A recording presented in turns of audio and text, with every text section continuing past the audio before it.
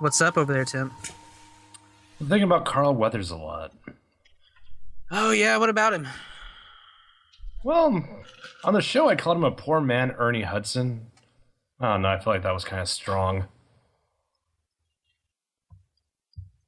I don't know. That's the cool thing about Predator. Everyone's so iconic in Predator. Every character sticks out so much. Okay, now I get all of your references. I probably should have clarified because Carl I, Weathers is not a household name by any means. I understand it, but you said Ernie Hudson. I was like, okay, all right, I'm with you. I'm actually Googling him right now because I didn't even know his name till tonight. I'm like, oh, fucking Carl Weathers. Now I'm fucking name dropping him all the time. He was fucking Apollo Creed. How the fuck did I forget that? Yes, in the Rocky thing. He was also in Happy Gilmore as the guy with no hand. That's okay. That's who I know him from. Dude, Carl Weathers is fucking awesome. Oh God, I have not watched enough movies. Apparently, What's your favorite movie? of all time, You know it. this is difficult, Temp. Like, it's a really big question. All right, name a really, really good movie that's not something that's everyone likes. Something that's so unique to you, that speaks to you. Doesn't have to be your favorite. I don't know. I don't. This is hard. Like, usually my go-to, I just say the fucking Matrix, just because I really liked that movie. Okay, all right. Yeah. See? Oh yeah, yeah. All right. What did you think of the sequels? Oh, they weren't as good.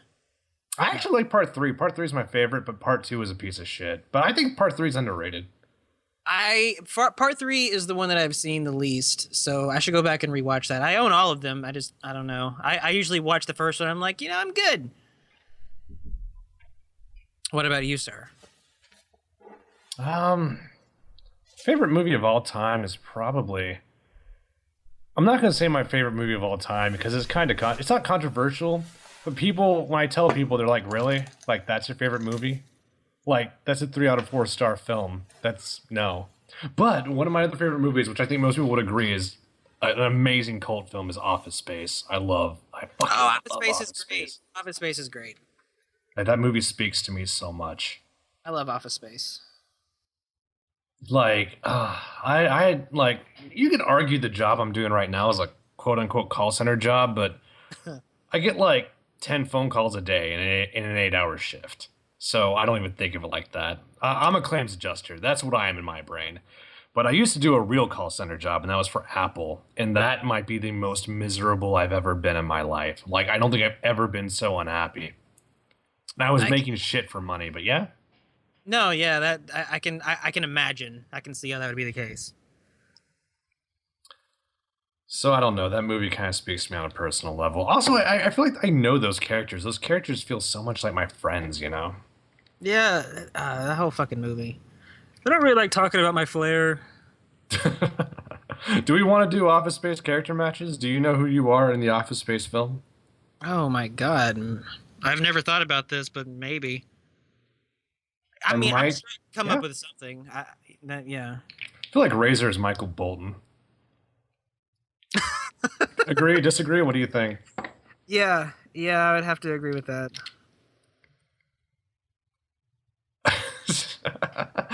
Wait a minute. What was the dudes who ended up in the wheelchair? Oh, the jump to conclusions guy? Yeah. I don't have a name for him, but I know what you're talking about. Okay, all right. For some reason, I thought he might be Razor, but I don't know why. Maybe. Oh no, that guy's he's a positive guy. He talks to the customers so the technicians don't have to. Razor's tough for that movie. I don't know. I think Michael Bolton's a quick snap, dude. Like Yeah, I think that's a. I feel like you might be Samir. I could be a Samir. I feel like Cyborg is Peter Gibbons, like ridiculously Peter Gibbons. Is Cyborg there? Are you there, bro? I'm here. Are you Peter Gibbons? I could be.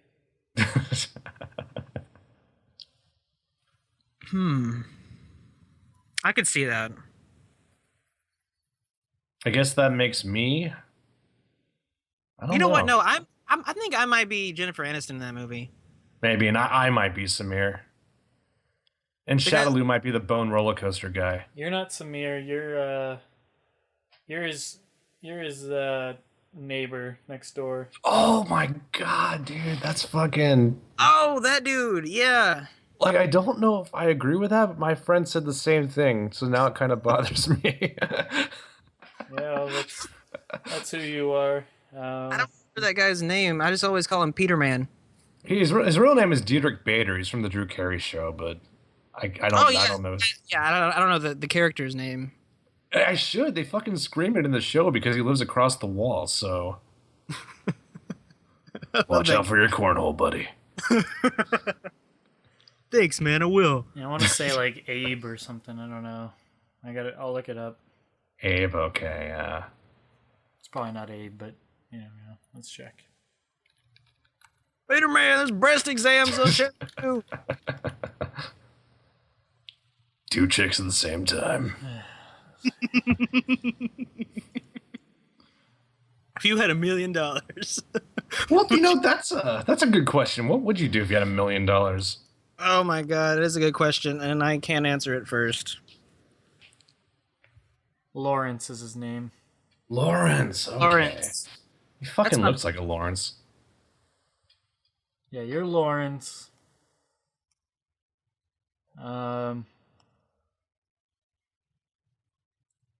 I could get behind Razor being Michael Bolton. I think Razor would agree with that. I'm pretty sure he would agree with that. Yeah, he's always negative. But entertainingly so. Yeah. Like, Yeah. it's such a critical, analytical kind of negative, you know? Yeah. I see Shadaloo as the Samir. See, I was gonna give Samir to Justin. I was thinking I don't want to give Shadaloo the bone roller coaster guy, but I can't find someone with that energy. Like, who's really energetic? The dude that works at Tchotchkes, the guy that's all about the flair. Not the manager, but the guy that Jennifer Aniston hates. Yeah, no, I know what you mean. Case of the Mondays guy. Yeah, that could be Shadaloo. But I like Shadaloo. Well, I mean, it doesn't have to be everything. You don't have to take like the negative qualities. You can just take the energetic, just like kind of silliness. Yeah. You know who I don't know if I could be Lawrence, because you know who I think Lawrence is? You? No. As I just established. I think Lawrence is Smoke and C. What? What? I think I Smoke don't- and C is Okay. Lawrence. I don't see that at all. I'm still saying you. Well, I'll take it. That's a good one. Smoke and C will find another character for you. Justin can be Milton. Why Milton? I don't know. He's lovable. And I'm also Yeah, Milton is lovable. I really think I'm Jennifer Aniston. Yeah, I mean, that works. You could be Jennifer Aniston. Shadaloo wouldn't make a bad Samir either. I see some... when Shadaloo's being serious and he's not all caffeinated, I think Samir's a good match for him. Yeah, that's what I said. So, yeah. Yeah. I'm in agreement with that. Cyborg, what's your favorite movie of all time that's not The Dark Knight? Or Batman related?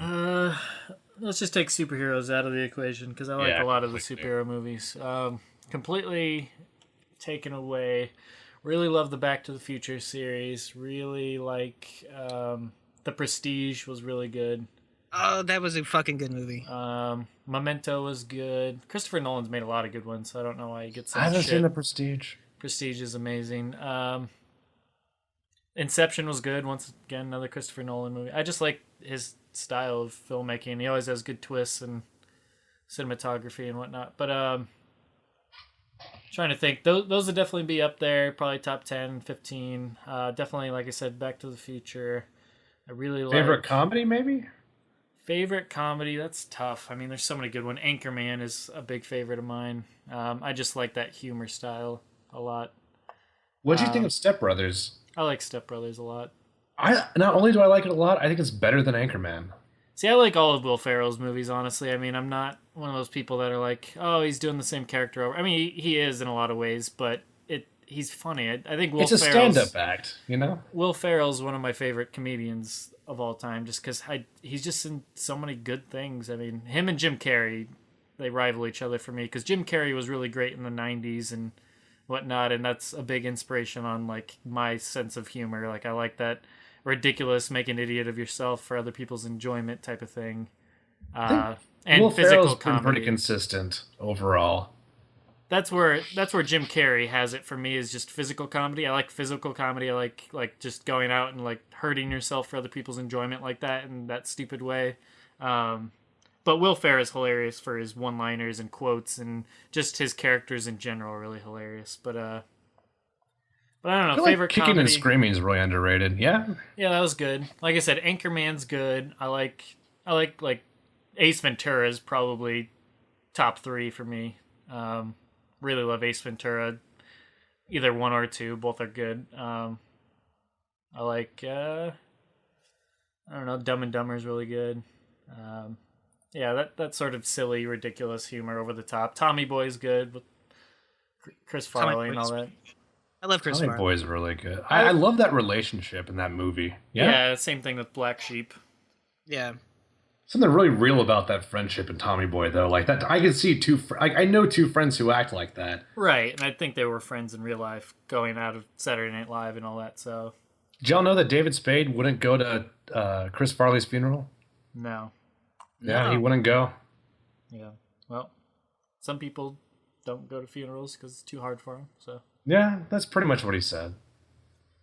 Yeah, I can understand that, but yeah, favorite comedies. Yeah, I'd put Anchorman, Ace Ventura, and stuff like that. Chris Farley ones are good. Adam Sandler ones back in the day. Billy Madison, Happy Gilmore are really funny. For those are like my classic comedies in my opinion. But yeah. Which is better, Billy Madison or Happy Gilmore? Oh, that's tough. I don't know. Somebody have so many funny moments that I quote all the damn time. Like, that's the thing about those movies, is a lot of things I say are taken from those types of movies between the movies I just said. But I don't know. It's tough to pick. I'd have to rewatch them back to back. But Billy Madison, I guess. I don't know. They just. I think Billy Madison's the more progressive of the 2, but I think I laughed more at Happy Gilmore. But there was something really smart about Billy Madison. Yeah, there's just so many like ridiculous ones. I don't know. That is correct. As Chris Farley takes off his shirt. So I don't know. And they're just eating the kids' lunches, and they just think it's like the most hilarious thing in the world. And I love the part where they're at one of his birthday parties, and one of the kids is just getting sprayed in the face by one of Billy's friends with the hose, and he's just, "Stop it, mister!" And he's just spraying the kid in the face, and he won't stop, and he's just laughing obnoxiously about it. Like, I don't Clown know. dies. Things like that, and the penguin and the swan and all that. Stop looking at me, swan.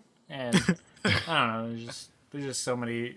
Like when he's drawing the teacher, Veronica, fucking Sonya Blade, Veronica Vaughn, Yeah. Bridget Nielsen, or whatever the hell her name is.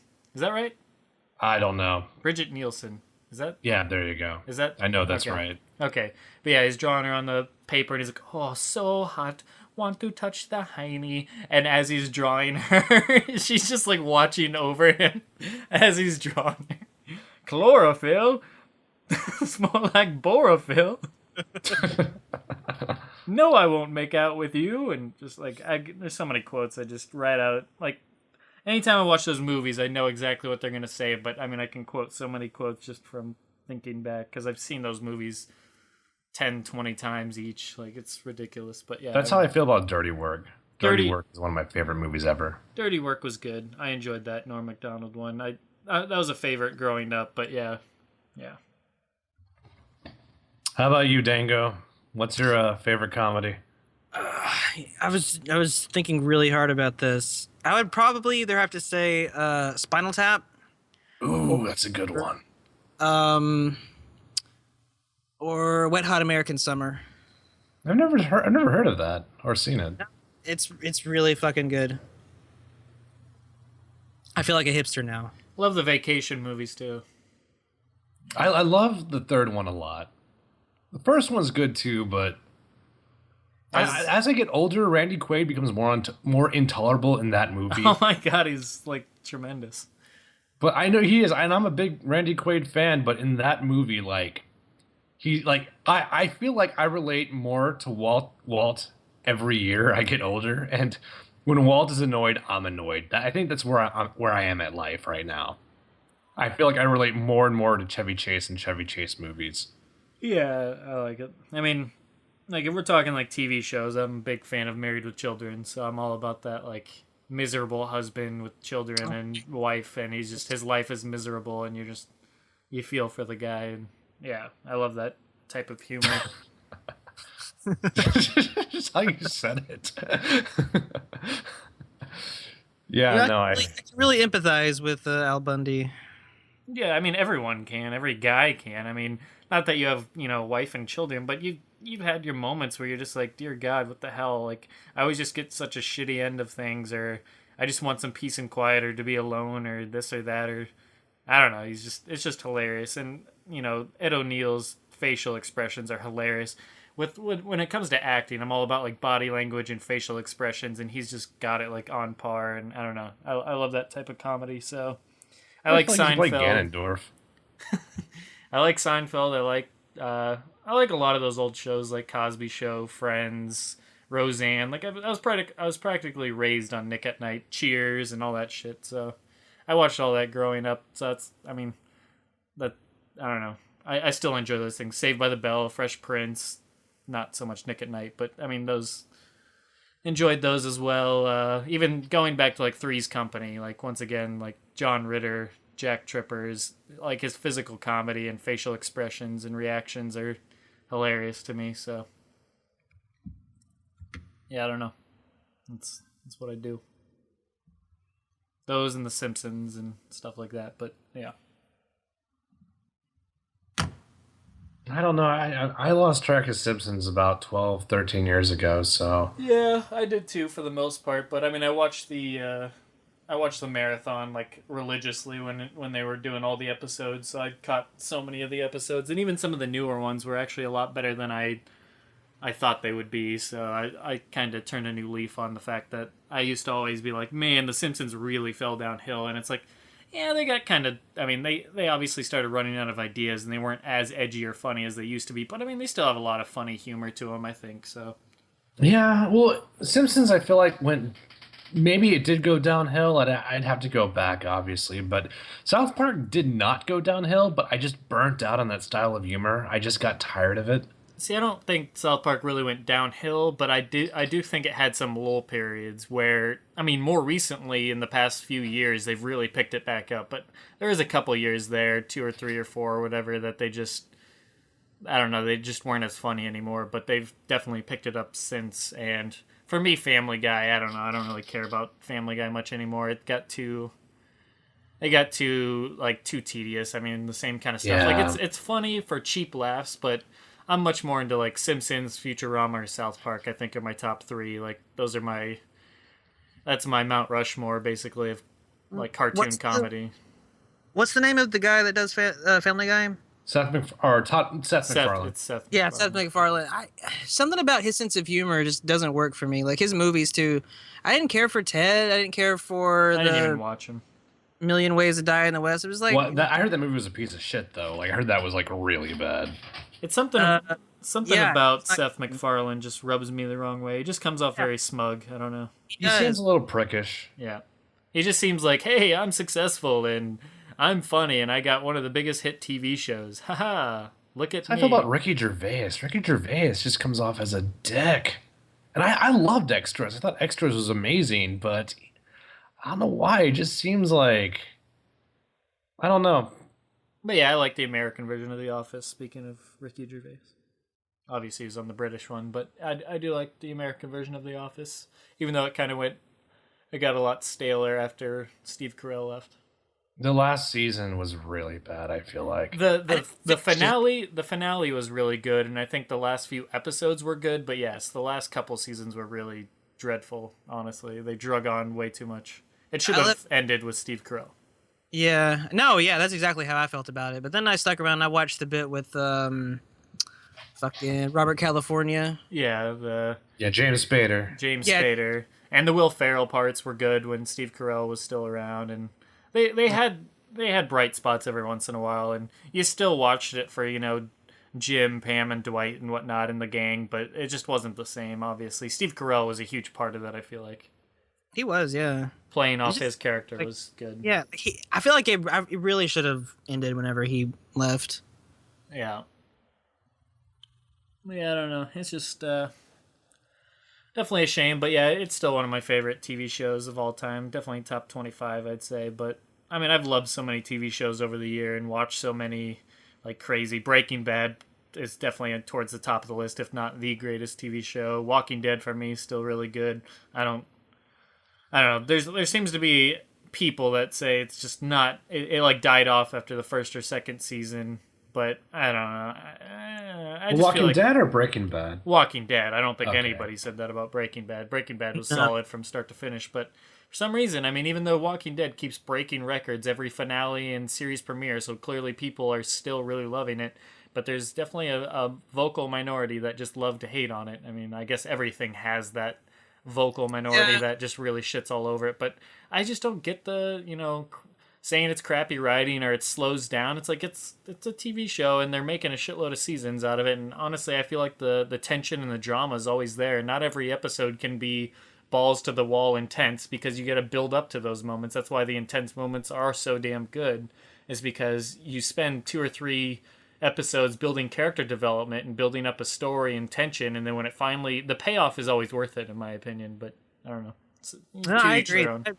I love that show. I'm still in there. But no, that's what it is. It's a vocal minority. But that vocal minority, is like, oh my god, this show sucks after the first season and whatever. But people bitched about the farm shit. Like, when are they gonna fuck get off the farm? I love the farm shit because that's when all the fun shit with Shane and everything happened. So just let it chill for a little bit. And like, what do you want them to do? Like, you can't always be doing actiony stuff. I don't know. I honestly really don't see the big difference between season 1 and the rest of the seasons. I mean, season 1's not even my favorite season, honestly. So, I mean, that's my personal opinion. But and I've heard other people say the same, and some people disagree. So, I mean, it's clearly just a matter of whatever. But I just don't get the hate. Honestly, I don't know. It is what it is. I guess I'm not gonna say anybody is not justified. I'm sure people see bad writing or see bad dialogue or don't like some of the character directions or just don't like the fact that Frank Darabont or whatever got kicked off of season 1 or whatever, or after season 1. But yeah. I don't know. It is what it is, I guess. I don't know what else to say beyond that. Well, bringing it back to Mortal Kombat. Went to GameStop, did the pre-order. I did the pre-order next to a GameStop I live like 25 minutes away from because I'm moving. By the time April 14th comes, I'm going to be living somewhere else. So I'm like, well, I'm not going to fucking drive 25 minutes to another GameStop I don't live next to anymore. Yeah. So that's always kind of a magical experience, though.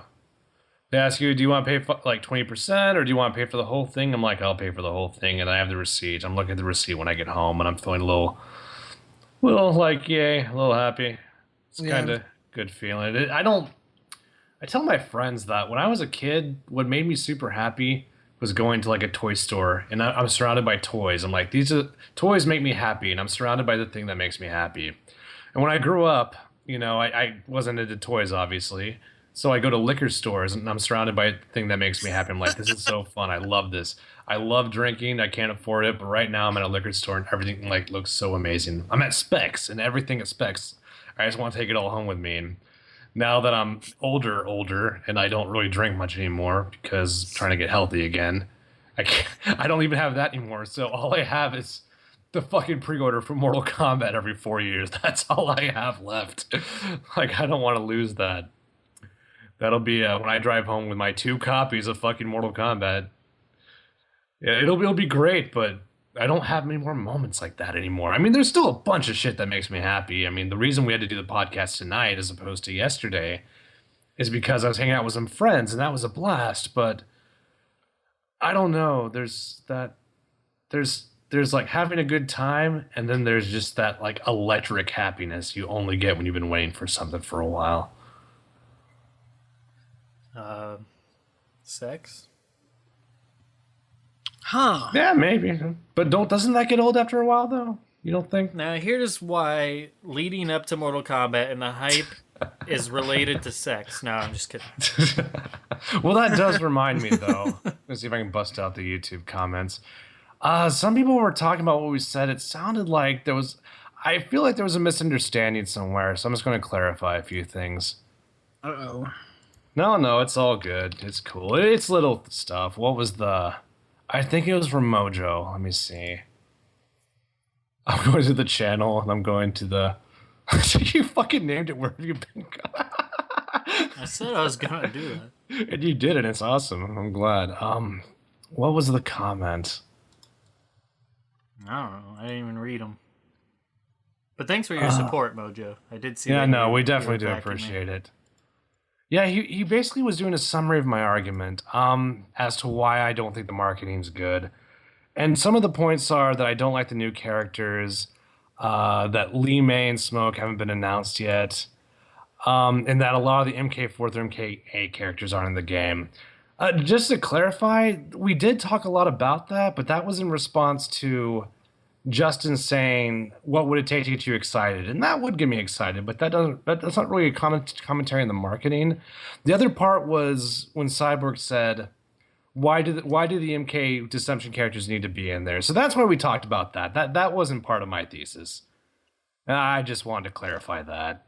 I mean, he did say some other points, but let's see. That's basically what I wanted to cut. I mean, there's still a little bit of misunderstanding, but it's all good. Like, I want people to comment. I want people to argue back. That's the fun of it, you know? That's cool to me. You had a lot of people agreeing with you, so, I mean, you should be happy with that. Well, you know, like, I kind of wish people would argue more. I kind of wish people would kind of, like, I don't know, like, I wish they'd be like, no, how could you say that? But most people are like, I disagree. This is how I feel about the subject. And that's fun too, but I don't know. I guess I want more of a reaction sometimes. I just think it's such a beaten to death subject, honestly. I mean, we went through the same thing with MK9, we went through the same thing with Injustice, and now here we are with MKX, and in my opinion, we're getting the same marketing treatment that we got for the past two games, and people are still, unhappy with it, and it's just, I like I said, I've already stated my piece. I'm not here to repeat anything, but it's just... Oh, yeah. I'm so over, like, getting into it, because at the end of the day, once again, it's just like, it is... Nobody's ever going to be happy, like... I mean, I shouldn't say that. Not everyone's going to be happy. That's just the nature of the beast. They could do the marketing exactly how you said. People would still be unhappy. They could do marketing exactly how High said. People would still be unhappy. Justin said people would be unhappy. However, Shadowloo or Razor or anybody else wants one, or even like taking a group's voice, and people will still be unhappy, because you're still going to get the people that don't want to know anything. You're going to get the people that want to know just, a medium amount, and then people that want to know everything or don't want to know anything, etc., etc. And it's just like, there's just no way to win. So it's different goals too. People are looking for different things, Right, exactly. And it's just like it's a lose-lose situation for them. So it's like that we can argue till we're blue in the face. Anybody could, and that's just like, at the end of the day, WB, NetherRealm Studios are going to do what they want and think are best for them. And as long as the sales figures come in for them, they're probably going to take everybody's opinions very, with what they are. I mean, it is what it is. They're not going to change completely just because we say something. They're going to do whatever they feel is the best for direction for their game, and as long as people buy it, then they're going to keep rolling on. And MK9 sold well, and so did Injustice. So I mean, I don't know. That's probably the only real way they're going to change up their marketing to any drastic amount, is if people don't buy the game because of it. And I don't think anybody's willing to do that, because even the people that are like, I'm not going to buy this game, it's like, you will. So no, I think if the game undersold, they'd still do the same marketing, because they'd probably do the whole causation versus correlation thing. Maybe. I don't think they'd change the marketing. Maybe, I don't know. It is a debate I'd like to revisit one day, though. Like one day, because I still think there's so much. I mean, it's a common debate, but there's a lot of different dimensions to it. There's a lot of little things, I there's feel so like many, there's a lot of little minutia. There's so many little things, but there's also very strong, like. There's nothing I'm going to say that's going to change your opinion, and I don't think there's anything you can say that's going to... I don't agree with that. I think, honestly, if you gave me the right argument, you could change my opinion. I mean, that's assuming the right argument exists, but I really don't feel that way, and that's what I'm saying, because is there a right argument piece? Because I don't know. We're going back to the whole, is it subjective or is it not? And I'm still of the opinion that it is subjective. You're still the opinion that it's not, and it's just like, at the end of the day, I rest my everything on that. I rest my case on the fact that we're just of two different mindsets of how marketing should be. So I really don't think there's a right or a wrong between us anyways. Maybe, I don't think you're wrong, and that's what I'm saying. It's like, I don't think you're wrong, but clearly I feel I'm more right, just as you feel you're more right. So it's like, that's where we're at, and there's like no way to change it. And that goes beyond just me and you. That goes to everybody, because there's people that agree with you, there's people who agree with me, there's people who agree with everybody has their stance, and very, very rarely are you going to get the same exact stance 100%. Well, when I took epistemology back at UTSA, one of my professors proposed this question. Let's say there's two people, and they have the same perspective, and they have the same set of evidence, and they're completely objective. Would they disagree on the same issue? Would they ever disagree on the same issue if they both had the same set of evidence, and they both had the same perspective, and they were both without bias? This isn't a vacuum. I know one could say, well, but we have our biases. And I'm like, in this example, do you think epistemologically... Well, I'm just saying, to answer the question that you're putting up there, I'd say no, they would never disagree. That's interesting. Well, I mean, people do have that stance. There's no consensus on it, but why do you think that is, though? Because the way you're presenting it is, they have the same evidence, no bias, and they have the same exact viewpoint. Rational. They're completely rational. Yeah, right. Sometimes they're completely rational, and they're seeing things from the same perspective. Which, once again, like me and you are just our different viewpoints. That's what separates us the most. It's not the evidence, and it's not even the end game of what we want is very similar, if not almost. Like I said, it's very, very similar. What we want is the best marketing possible, and we both have a lot of matching up opinions of what can make that the best marketing possible. But at the end of the day, you see it one way, as in how important that is, and I see it a different way on how important that is.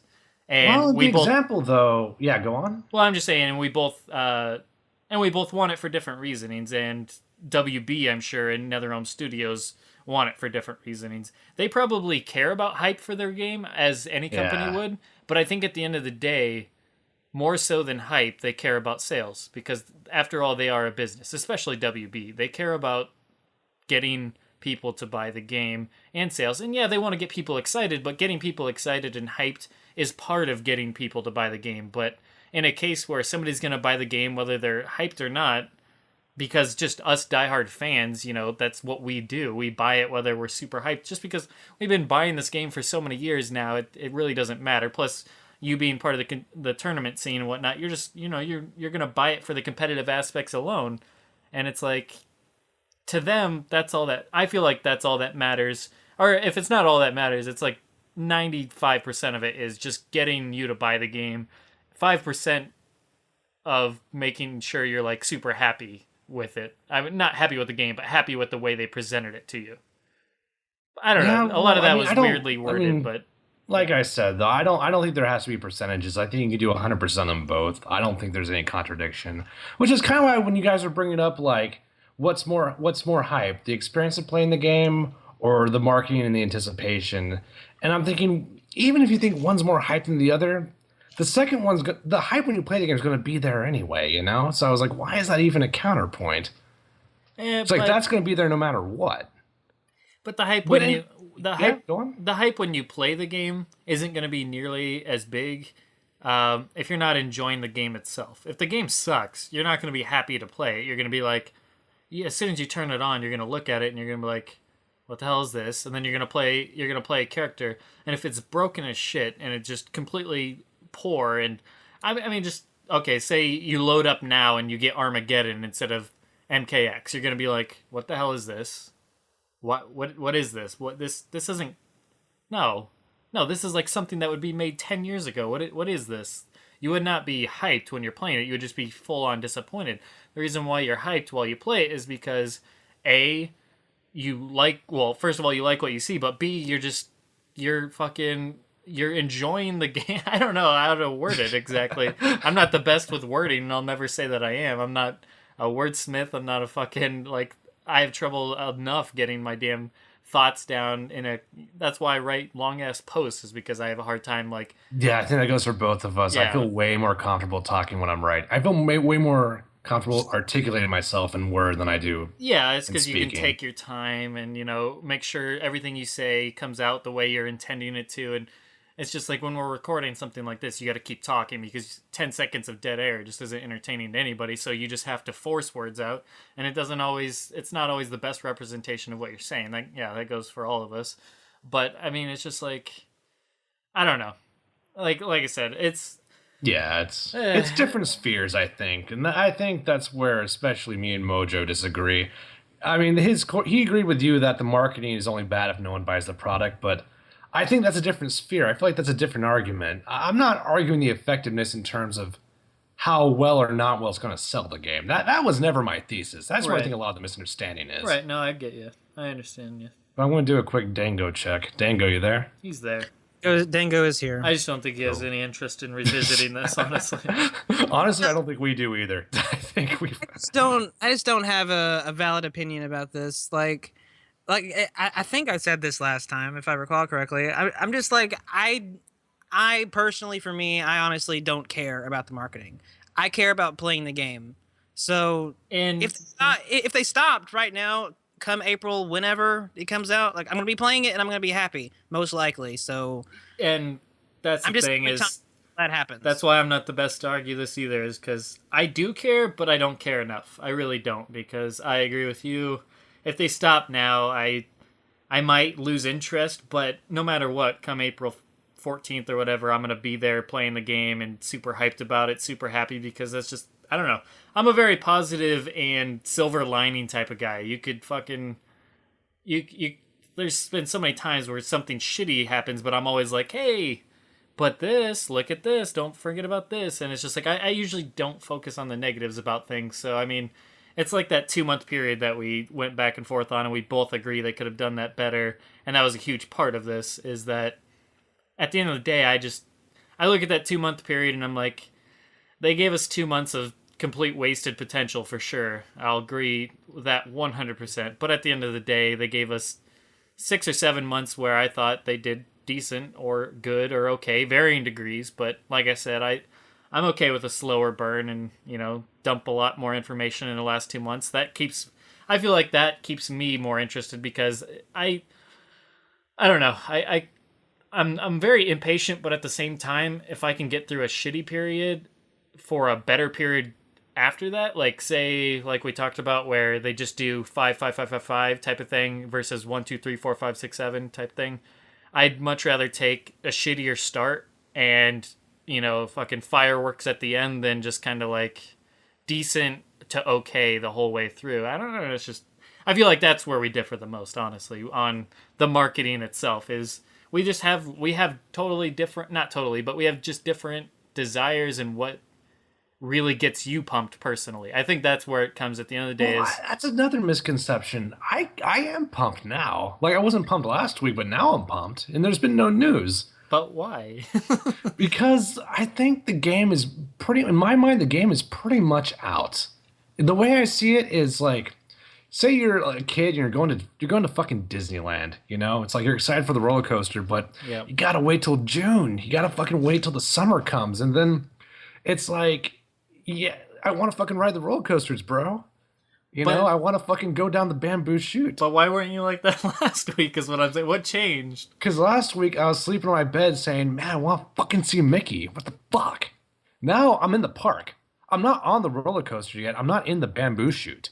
But I'm in the park now. But I don't understand what changed. Like, what brought you from, I don't really care, or I'm not hype or excited or whatever word we're attaching to, man, I'm pumped now. Like, if you even said we got no new news. What changed? Like I said, I feel like the game's pretty much out. I feel like the next 7 weeks is nothing compared to the hell I've been through. It's right. And another thing is that this is not me saying, okay, maybe the marketing is good after all. No, the marketing still sucks. But and it has nothing to do with what NetherRealm was doing. I just feel like I feel like the horizon. I can see the top of the sun. That's why I'm pumped now. No, I'm not giving any credit to NetherRealm for this. This is all me. I did this. Justin, you were going to say something before I respond to that? No, I was also just wondering like what the difference is between like 5 days ago Temp and this Temp. He's hyped now. It wasn't even 5 days ago. That was was it not? It was Saturday morning. So Sunday, Monday, Tuesday, Wednesday, 4. I guess 5. Talking to you guys about Reptile, I think may have done it for me tonight. But I mean, that's all part of it because NetherRealm wasn't part of it. But NetherRealm was part of it because they gave us that Reptile for us to discuss. I mean, they showed that stream.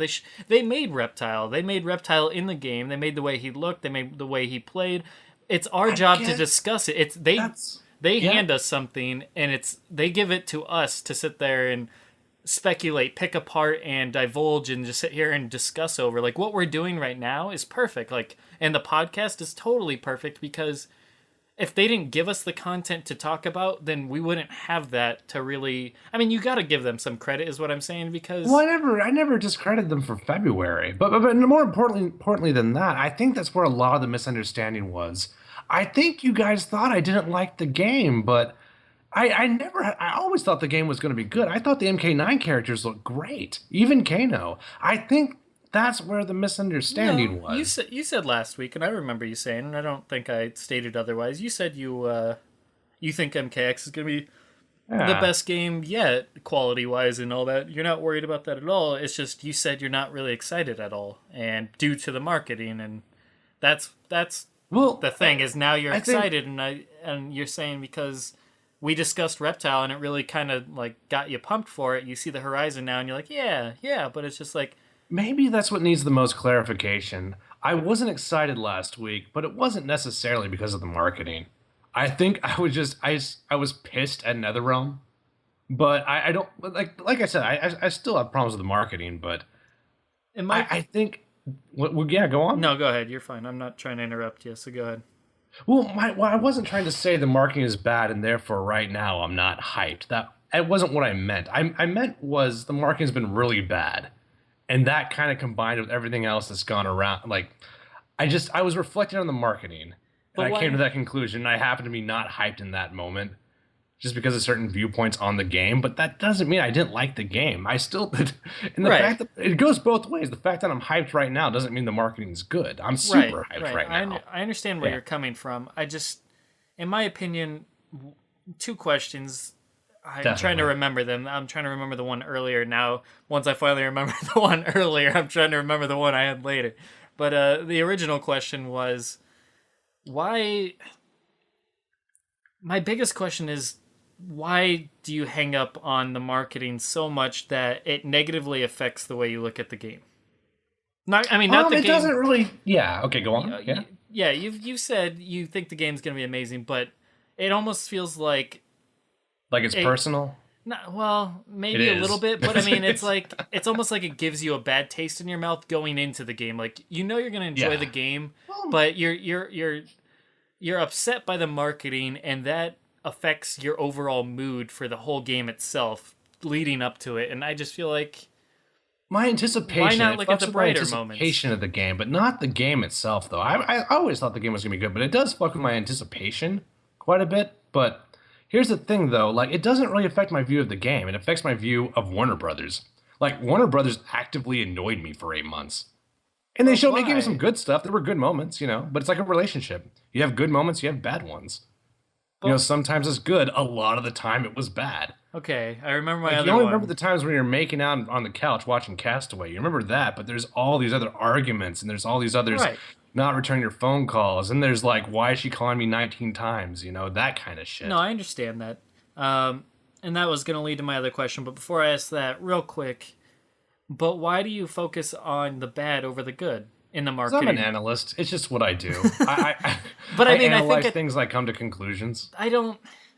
See, I do it that's with everything. I feel like that statement's undermining like someone like Justin and I's opinions, because that's basically you saying that we don't analyze things at all, No, just no, because no, we're no, more positive about no. it. I just think you guys don't give a shit, and that's okay. No, but That's I fine. mean, but why do you give so much a shit? I think it's my personality. I think it's what I. It's like, Okay, for example, Katana's hair. right, I right, was right. one of the, not one of the vocal proponents, but when people were bitching about the hair, I was kind of the quiet guy in the background being like, they fucking have a point. That hair looks like shit.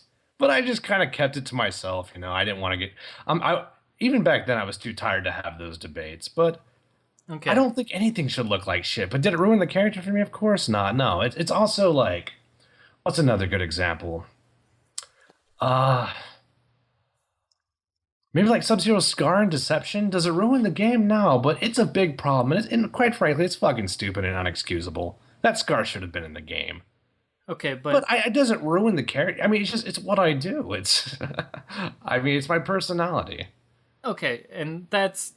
I feel like now we're getting down to the nitty gritty of all of this, because when you say that's just my personality, then how much? I mean, I'm not saying you can just write it off like, okay, well Oh, then. well, not liking the marketing is not my personality. No, the But it marketing did is. actively But annoy it's me. your. But you've said your personality is to focus on those little like negative things, and to put a lot of weight into the negatives versus the positives. Well, You what was you your original analyze things. question? When I said that's my personality, what was your original Well, my question? original question was, if you admit that you're just more, you look at those things and they bother you a lot more than maybe they should, just because that's just the way you are. I mean, people, Yeah. Razor's like that. Razor's like that with the story. Certain people can enjoy the story, but Razor's a lot more nitpicky about the little elements in the story.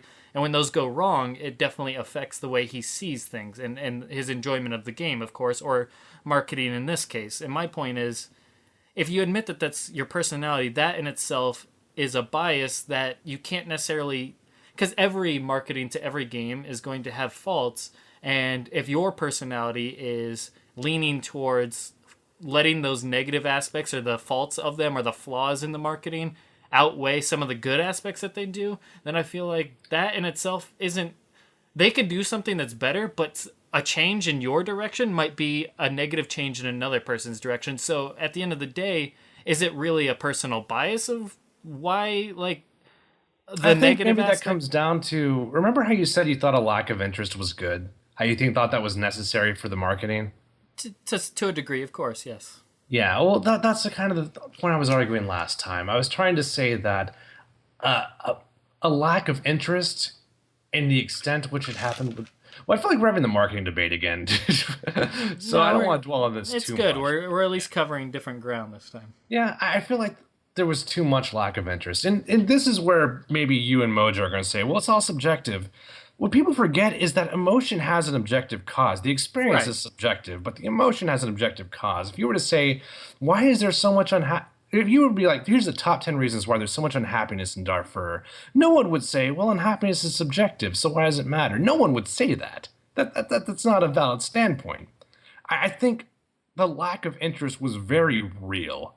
And I mean, if whether that matters or not may be a different point. I mean, if you think it doesn't matter, then that's fine. I think it does, and maybe that is subjective. Like maybe the fact that there needs to be active interest in the marketing. Maybe we could disagree on that. But, But yeah, go on. well, I was just going to say, but at the end of the day, I feel like we just nailed what the difference is between, say, you versus me and Justin, or even Razor, Shadowloo, is you have your opinion on the marketing, we have our opinion on the marketing, and you can chalk it up to that we don't care. Justin can say he just flat out doesn't care, but I do care to a degree. I mean, at the end of the day, I'm not like, it's not going to make a big difference for me, but I still do care about, I mean, obviously I want things to be the best they can be, but, my point is, if I'm more of a positive thinker and I just focus on the positives, I'm willing to overlook negatives and not let them bother me so much, because I just look at the overall picture, and am I like I said last time, I feel like if there's more things weighing down the more like positive elements that I actually liked about things versus negative, or just the way they gave us more content than they didn't in terms of those 2 months versus the other months, how much content they've given us the other months, especially these last couple, of course, when we're getting closer and closer to release. I feel like I look at all that stuff, and that's what I focus on, and I don't really focus on the 2 months anymore. I focus on the 2 months when I'm in it because it absolutely sucked, but then when I'm past that, I'm past that, and it's just like, things are great now. You know what? That's not so bad anymore because now they're actually picking up. They're doing good. It finally, started weighing in the other direction, positivity. Whereas I feel like you're like, hold on a minute. Let's not forget those 2 months, though, because those were absolutely shitty. And you still keep looking at that. You still keep focusing on that. And I feel like that's the biggest difference. But my point with mentioning that and pointing that out is those personality differences that go through, all our things in life, or just whatever you apply that type of personality to, of course that's going to lead to dissatisfaction on your end, because if you're say you go watch a movie and you look at the faults and you can't get past them or whatever, versus just how, the overall movie itself was, but if you're like, why the fuck did, Jason shoot that guy with a bow or an arrow when he was on a boat? That makes zero sense. Harpoon. Yeah, it's just like those types of things just they weigh down on you, and you're like, no, that was this is stupid, this is dumb. Whereas I'm like, that was fucking awesome. Like, I don't know, that's obviously kind of a poor example, but my point is, like, of course those personality differences are going to create a ton of bias and send us in opposite directions, because I'm going to look at things more positively. Therefore, I'm like, the marketing is really not that bad. I mean, it had a shitty point, but overall, not too bad. It's doing, I like it. It's getting me hyped up and excited, not all the time. Well, that's what I was looking for earlier. When I said, what was that? What was the original question? And it was, it was like, well, why does, why are you so unforgiving of the marketing if the game is good? And the way I see it is, going back to the movie example, like, I do that with movies too. Like, I love Avengers. I really, really like the Avengers. But I think they dropped the ball on Captain America. I don't think they handled the character right. Like, so, and I think that's a big problem. And I analyze that and I process that. But I still really like the movie. But the fact the movie was amazing doesn't make me forget the fact that they dropped the ball on Captain America. I think they upstaged that character horribly. They did not write him into the story properly, in my opinion. I mean, well, okay, I'm gonna rephrase that. In terms of like his importance to the plot, they did, but in terms of his character interactions, I think they upstaged him horribly. So it's like that. It's like that. Tony Stark is like their golden boy. That's why. Well, and I agree with that. But yeah, so that's I guess the point I'm making. Like, it's just I came to the conclusions already. Like, it's a different beast, I drew my conclusions about Beast A, the marketing. I drew my conclusions about Beast B, the content. So obviously my conclusions aren't going to change. And that's maybe the problem, though, is because you should always keep an open mind about things. And I don't know, if somebody says, I don't know, if somebody drops the ball for a couple months and doesn't do exactly something you want, or you just thought it was really dumb of them to do this, you should be able to still keep an open. You shouldn't close the door on it and be like, well, those 2 months were wasted. This marketing sucks. Well, it's not that my mind's closed. It's that there's no new data. The marketing's over. So I have no new data to open my mind to. It's not over, though. I mean, the marketing goes all the way up to the very end of the game. The last, the TV advertisements when the game is coming out that Tuesday still are part of the marketing. I mean... But that factors into an average. And also, I mean, like I said, that has logical problems as well. I think there is a real... you don't want to reveal 6 characters stacked on top of each other. That does happen. That may not even happen, but I think that's not good for the marketing either. But everything factors together, though. With that being said, about the 6 characters on top of each other, giggity. The thing is about that. Well, I have to mention that because I agree. I agree, but also disagree at the same time. So I'm kind of in the middle on that. Is that Ermac, Reptile, and Katana, and Kung Lao to a degree, all came out around the same time. But yet, we managed to have in-depth conversation about every single one of them. We managed to analyze every single one of them. We managed to look at, pick them apart one by one and, give them all their fair shake and their, fair... I don't feel like each character needs 2 or 3 weeks by themselves, because I feel like if we do get 2 characters at once and then 2 characters the next week, I feel like that week period between all the times that we talk, be it on the podcast, the Graveyard Shift, live streams or just in general on Skype, that is more. I get bored after a week with just one character, so I'm just like, what's, come on, give us something, because there's only so much you can say and analyze and speculate based on a character being shown, even in a stream, an hour-length video showing all their variations. Eventually, I'm like, what's next? Who's next? And I feel like, well, I don't feel like they brought those characters too close together. I thought Kung Lao, then 2 weeks with Katana, then another month for Reptile. I thought that was okay. That's to me, that's not the same thing though. I think that's a little different. But I thought you said before that Ermac overshadowed. Yeah, Ermac Reptile. and Reptile, but that's because they were released 2 days apart. That's not quite the same as Kung Lao and Katana. And Katana to Reptile by extension. But my point was, like, Reptile initially might have gotten the shaft at that, but at the end of the day, everything worked out. Is my point, is that you're looking at it like, well, that 2 day period, everyone was talking about Ermac, nobody gave a fuck about Reptile, but then here we are, like a week and a half, 2 weeks later, and we're talking about Reptile again. That's a good thing. It's good, yeah, but that's not what I'm arguing, though. I'm just saying, like, they're two different creatures, the game and the marketing. Right. If the game is really good, it's a different scale. It's a different review. And that was... I'm going to give them different scores. I'm not going to... Yeah, go on. No, right. As you should. The marketing doesn't necessarily mean... Like, you shouldn't grade the marketing and the game based on the same scale. I completely agree with you there. It doesn't... I mean, I think as long as the game sells, that means the marketing was at least passable, I'd say. But that doesn't mean it has to be a 10. And that's my next point. And that was another point I was going to make earlier, is that this is... I mean, I'm not saying you're doing this, but I feel like maybe there's a hint of this in what's going on, is that there's extremes. It's like, a marketing doesn't have to be shit versus amazing. It can be great. It can be good. It can be okay. It can be subpar. It can be bad. It can be horrible. It can be dreadful. It can be terrible. It can be the worst marketing of all time. I feel like you're saying, well, the marketing absolutely sucks. And it's like, but does it really suck, or is it just okay? Like, could it... In my opinion, okay is, middle of the road, 5 out of 10, and you're like, it could have been better, but it could have also been worse, and this marketing could have been way worse. They could have really shit all over this game, and they could have completely not utilized their character reveals at all. They could have done things so much worse. So with that alone, you got to be like, well, it was at least okay. It was at least passable, because otherwise, casual players... Okay. Well, go on. No, I don't mean... No, I was just going to say, if the marketing wasn't at least okay, casual players wouldn't... Obviously, diehards are going to get the game regardless, but casual players would not pick up this game if they didn't even hear about it. And part of marketing is advertising, and you bet a month from now, or, a couple weeks before the game, you're going to see advertisements all over GameSpot, all over IGN, all over TV, all over magazines, and this and that, and the other thing. You're going to see it every damn place. They'll probably have a billboard up in Times Square, some shit like that they've done before, and it's like... That all is part of marketing as well. It's just not the marketing that we're obviously discussing. But once again, it is all part of marketing, though. Well, not necessarily. I would say the successful marketing that leads to sales and the successful marketing that leads to hype are two different things.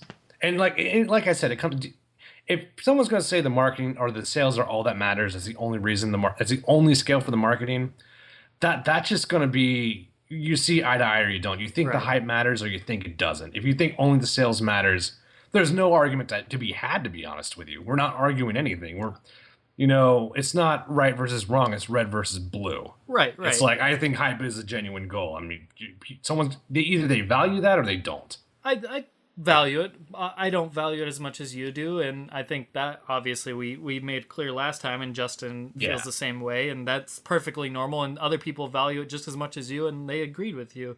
I'm just saying, I'd like to go back to the whole, dealing with extremes. You say this marketing sucks. Or I don't know what the terminology you've been using. I don't want to I guess I should clarify that too. When I say the marketing sucks huge hairy balls, what I really mean to say is, I think that's what I said the last episode. All I really mean to say is, I think they can do better. Okay. I think they can do a lot better. And see, me being the positive me is like, why don't you say that then? Why don't you be like, the marketing's okay, but they could do better. They could do better. And here's why. They could do this better. But saying outright, The marketing sucks. Huge hairy balls. just flat out seems like you think it's the worst marketing of all time. Like, no, I've seen the worst marketing of all time. It's not this, but I guess the way I said it was when push comes to shove, I don't even think we really disagree. To be honest with you, I think like honestly we feel the same. It's just I'm less forgiving. I think we actually like felt the same through a lot of the marketing, and I think a little bit has to do with the fact that you think you can't generating too much interest is not great for the marketing. That makes it drag. But I don't think we disagree as much as you think. I think we're actually a lot closer than. I never said we disagree completely. I've always said we're very similar. We just have different. We just at some point along the trail we fork off just barely. Yeah. But yeah. You would never know that by the 2-hour argument we had on the last episode. But it was good. No, it was good. It's always good to have, a respectable, mature debate with somebody because that's something you're just not going to get in most places. So, and I do want to have more. Like I feel like I want to use some of the Graveyard Shift for chilling out and talking about Walking Dead, but I feel like the Versus series is going to be a lot of fun for that. Yeah, actually, yeah, go on. I just say, the Graveyard is anything. That's kind of the point. Is you can have an episode like Justin and I did where we were both, extremely tired, completely out of it, and that makes for good entertainment because of a certain reason. But then debates like this, like I said, we can't take an hour out of our podcast these days because we do have shit to cover. We already went like 2 hours and 30 minutes with the last episode, and we didn't get in any like huge debate. It's just something and with 4 people, that's impossible to do because you're going to have way too many opinions and sometimes people will be stifled and stuff like that because there's just too many opinions in the mix, but one-on-one or etc. Well, I listened to the second installment of the Graveyard Shift, and I love it because I have no idea what you guys are going to say because I wasn't there, and it's awesome. I have a podcast for me now. Right. And I'm like, this is gold. Like, you can't fake this shit, That's what I love about it. I want more of that, I guess, That's... No, we're going to get there. We're going to be... Well, when you guys get there, I'm going to have to go to bed for work, but... Well, it's not going to be 9 a.m. to get there, but it'll be... We're getting there as soon as this wraps up. I'm sure we'll get to more silliness as soon as this topic or whatever you want to call it, but yeah. Well, I don't know. Like, it's all fun. Like, very little virtually nothing on the podcast or any of the shows is actually serious. Even Versus isn't really serious. We're arguing things we don't believe. So, or one of us is at least. Sometimes, potentially both of us, yeah. It really just depends. But yeah, it's serious and we take it seriously, but it's not serious in that outside of the podcast we take it seriously. Yeah. It is, at the end of the day, we're just trying to entertain people. That's why anytime I say something offensive, I'm not really trying to offend anyone. I'm just trying to be funny. I'm trying to make you laugh. I'm trying to poke fun in a tongue-in-cheek manner. I'm not trying to be like, screw Katana fans, they're the worst. It's like, no, I'm not. It's just clearly... Don't say that. No, I'm just... Let me explain. I don't know if I've ever actually explained outside of maybe a live stream or something. Like, when I say that, it's like, no, there's clearly 1 or 2 Katana fans that go crazy on the forums. Same with, a Melina fan or Tanya fan. I don't know why those characters, I really don't know. But then there's several other Katana, Melina, Tanya fans that are perfectly fine, perfectly mature, perfectly okay. And I don't hate those characters. It's not like trying to bury the characters or the people that like them. It's merely being like, what's wrong with these Katana fans? Bitches be crazy. It's supposed to be funny. It's not supposed to be like, all fans of Katana are dumb and they're stupid. And it's like, no, come on now. Let's be realistic here. I'm not trying to make blanket statements. I'm sitting here just trying to have fun with people because... Tony Danza ripping on Katana fans like he always does. Because even if you go on the forums, you're going to see those couple of fans that I'm talking about, and you're going to be like, I know exactly who you're talking about. You're not talking about me, so don't get offended. When you said forums, a little bit of Danza came out. Just want to point that out. Hey, forget about it. Forums. Justin, why don't you join us again? That's kind of what I'm trying to no, I know. Get back on a more, yeah. What? No, it's like I just don't want to get that debate that you guys are having there. It's not something I have the fuel to really weigh in on, so I just let you guys go. Yeah. That's fine. That's totally cool. I know, but yeah. Well, what do you like? What are you into? I like this cookie I'm eating. No, What we kind need. of cookie is it? It's chocolate. It's that fucking infamous KFC cookie from earlier. And I decided to fuck it. I think we need to play another game, but real quick, let's do a little trivia between you two. Do it. Wait, hold on. Wait. Do we like chime in or do we beep? I'm gonna ask one of you at a time, and then if that person gets it wrong, the other person gets a chance to answer to take the point. Let's go. Let's do it. All right, we're gonna start off with I'm just looking these up randomly on Google, so a lot of these are probably gonna be stuff that's obvious info for us because obviously we know a lot of shit, but hopefully we can get a good degree of topics. But starting off, we're just gonna do expert Mortal Kombat quiz. So let's see how hard these questions are because the first one not too difficult. So Justin, you will start us off.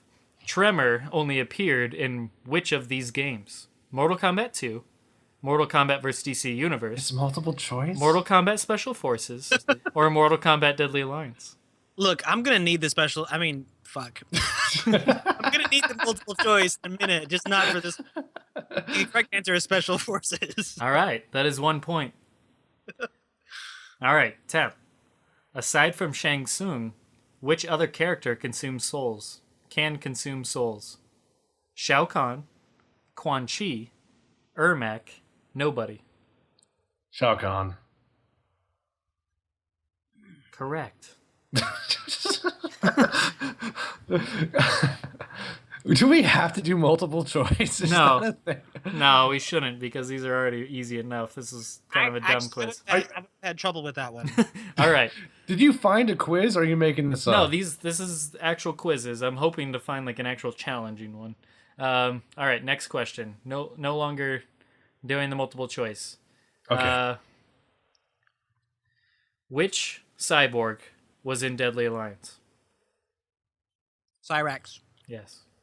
Temp. Which of the following characters is not from Earthrealm originally?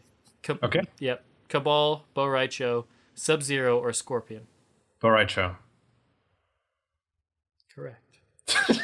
These are like the easiest question. Okay. Justin, what is Scorpion's name? Like his human name? Hanzo Hasashi. Correct. Temp, Should have Rokosaki. what were Cyrax and Sector called before they were known by their names today? It's the LK names, but I don't remember them. Before they were cyborgs. Oh, I have no fucking idea. I have no clue. Not like their names, they're like code names. Do you know what I'm talking about? Ketchup and mustard. Yes, okay. Oh, I thought I was supposed to like name some African name for Right, Cyrax no. or some shit like that. Okay. Justin, which fighter had their name changed since the Mortal Kombat series began? Raiden, Sindel, Stryker, or Shao Kahn? Oh God. This is it. This is where I lose. I'm gonna say Sindel. No, it's Raiden for some reason. It is Raiden. It used to be a Y, I think, in one of the console I was versions. thinking about that, but I was like, his name is still phonetically the same. I Yeah, don't- because it was originally AI, and then it's AI again, so I don't know why that was a thing, but alright. It's weird. Temp, which character was only shown in PSP version of Mortal Kombat Armageddon? Ooh, that's actually hard. How much time do I have to guess? 30 seconds. Chameleon? Yes. I didn't know. Well, I thought that was only the Wii. Like, No. I didn't know there was a PSP version of Armageddon. I guess Yeah. so, yeah. I think that question's wrong. I don't think. I'm googling this right now. I don't think that's challenge correct. you, Google. PSP Mortal Kombat Arm. Oh wow, maybe it is a thing. Yeah. Alright, we're abandoning that quiz. There are only like 2 questions left, but that thing sucked.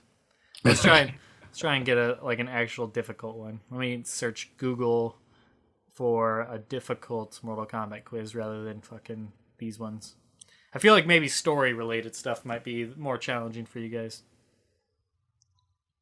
Difficult Mortal Kombat. Not a Quiz. stupid, easy Mortal Kombat quiz. Yeah. not a Mortal Kombat quiz. That's actually incorrect. I have one for Justin. I want to see if you can guess this. Oh, Lord. According to the Deadly Alliance Conquest, what character did Frost feud with after sparring? I'm going to say Sonya. That's correct. I knew I was going to go with the same one. All right. Here we go. Let's try this one. Justin, when Taven made what the I hate fucking like grammar issues and typos. It says when Taven made to the palace of the Netherrealm in Mortal Kombat Armageddon, who wanted to stop him? When Taven made it to the palace of the Netherrealm in Mortal Kombat Armageddon, who wanted to stop him? Do you need multiple choice? Yeah, I really do. Shao Kahn, Kintaro, and Goro. Shiva, Shinnok, and Shang Tsung. Spelled with S-T, apparently. All right. Shiva, Goro, and Kintaro, or Shinnok, Shiva, and Shao Kahn. The third. Shiva, Goro, and Kintaro? Yes. All right. It's not giving me right answers yet, so we're going to have to go through the whole thing. I think it's like 10 questions. Temp. Who was the fourth female ninja in the Mortal Kombat? The Mortal Kombat. In the Mortal Kombat. Well, it depends what we count as a female ninja. It's technically Scarlet, but it could... Well, no, it's Chameleon. It's Chameleon.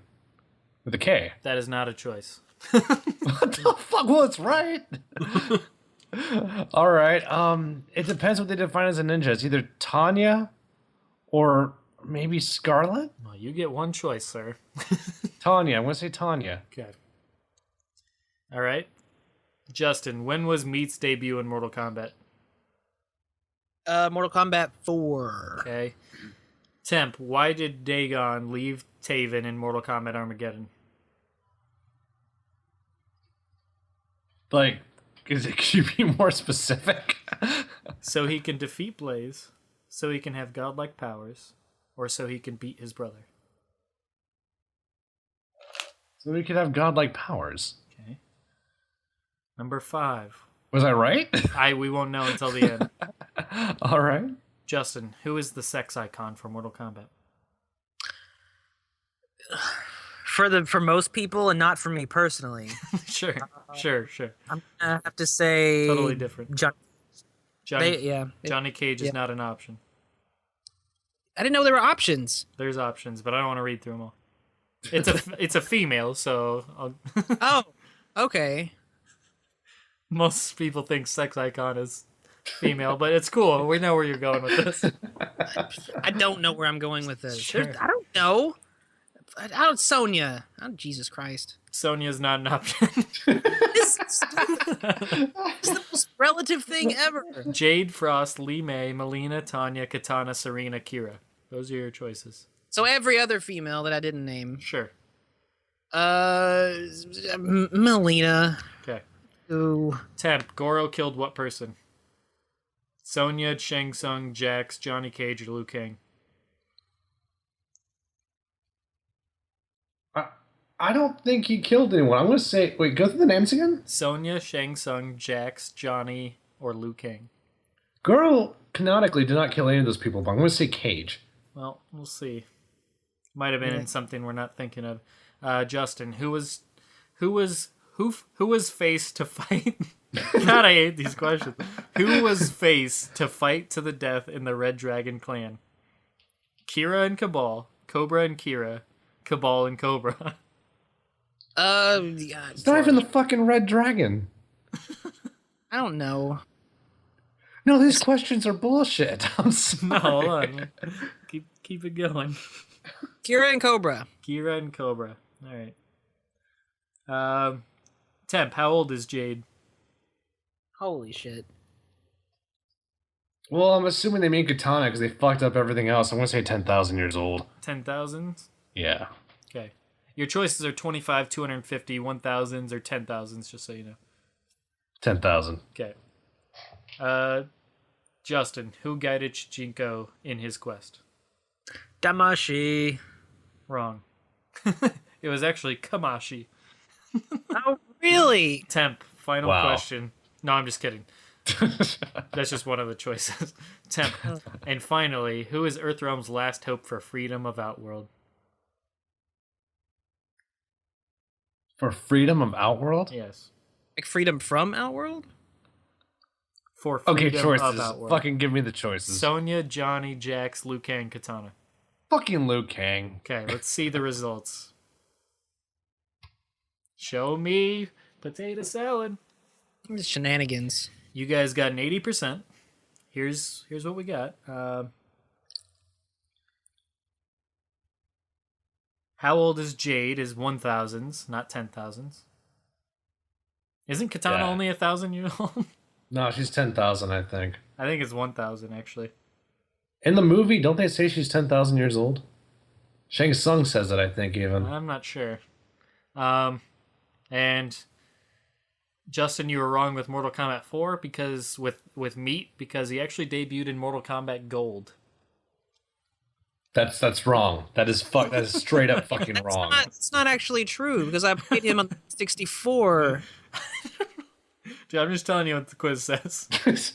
Well, fuck this quiz. Your pop quiz. Dude, it's on Quiztron, so Okay. I'm sorry. Must be legit. Of course, you guys are wrong. I'm so salty. All right, that was a flop. I feel like we should do another game like the roster swap, but different. So let's come up with something good. I like Razor's idea of adding a character. If you could add a character to each game. Okay, yeah, let's do it. All right, so let me get like a list out or something so I can think about this. But there's got to be some sort of drawback, otherwise, what's the point? Because each of us would be putting like 3 characters into a game, and that would completely be amazing. But there's no. Well, I thought it'd only be like one, like right? You get to pick one character. You do, but then we usually like to combine ours. So I don't know. So like we're all working with the same roster? Right. That way it's more drastically different. So let's think of, man. I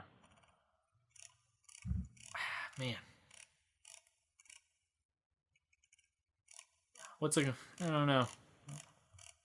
We got to think of something here. What's a good? I keep thinking of a drawback, but I'm like, nope, that is the other way to play this game. That is the regular roster swap. Yeah, I keep thinking of like maybe we all pick one character to add, but then you have to take a character completely out of the series. If you want a game, if y'all want to play it. What's that? Okay. 2 of the 3 of us have to create an X-ray, and the third person has to judge which one is better. And the judge picks the character. Okay. I'll start then, and then we'll just rotate from there. I'm going to pick a character from Armageddon. Okay. Pick an X-ray for Drawman. Good luck. For Drawman? Yes. And I will start the timer. Well, who's going first? You'll find out when we get there. Oh, I see. You get 1 minute to think about it. God, I'm getting deja vu here. You get 1 minute. Hold on, let me start the timer. Go ahead and start thinking, obviously, but you must wait. Okay, I'm not thinking elephants. All right. The timer has started. It's for Drawman. Yeah, No, you don't have to say it. You get a minute to think.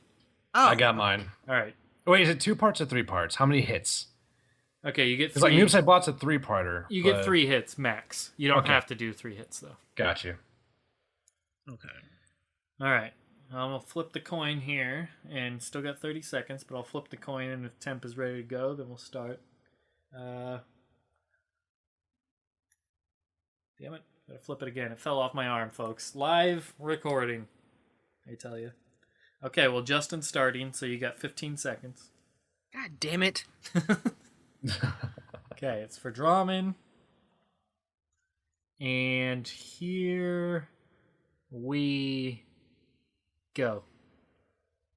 Okay. Drawman, he does the side knee kick to where it like caves it in. Uh-huh. And then you fall. The victim falls down. Right. Then Drawman takes his club arm. Yeah. And he like lays it in your arm kinda, and he kind of does a little bit like a curb stomp. Right. Driving the club thing into your mouth. I'm sorry. Yeah. and then he pulls it out or he lifts up the club thing and just smashes it right in your face normally for the final blow. Okay.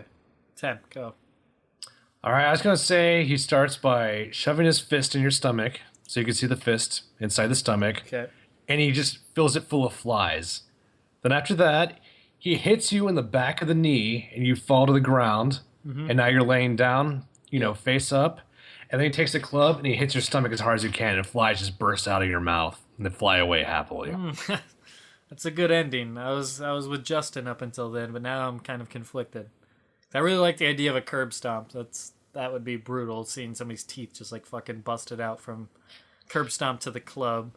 But that execution, that sounds like an X-ray you wouldn't like with all those like bugs in the stomach. Oh, I'd hate it. I'd despise it.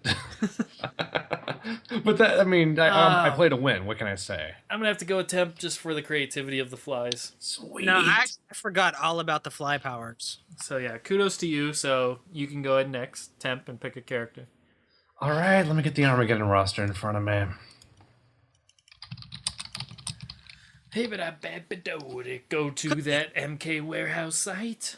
Thank you, Murdoink. Anything. What? All right, there's a lot of creativity here. I'm going to say Shujinko. Ah, jeez. Oh, I don't know. Is there? Do you have a timer on your phone or anything that you can keep a timer with? I can. How much time do you need? Just a minute to think and then figure out a way to pick somebody first. You can do it by whoever you want or just flip a coin. It doesn't matter. Oh, Shujinko. I got to start thinking, though. So. All right, and your minute starts now.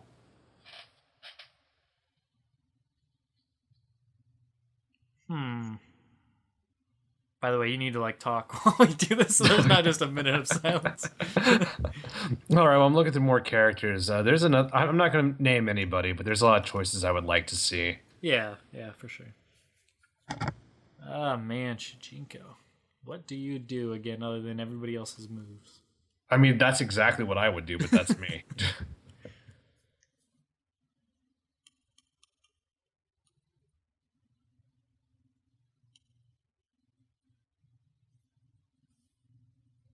All right, doing that talking thing. All right. Still talking. Yeah. So much talking. 10 seconds, by the way. Okay.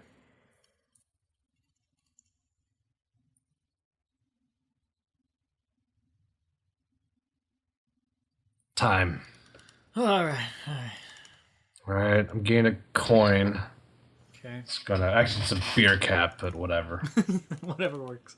All right, beer cap up is Cyborg. Beer cap down is going to be Justin. All right. Let's hope it's Justin first. Oh, let's. Come on. I already forgot. Which ones did I say? Justin was down, I think.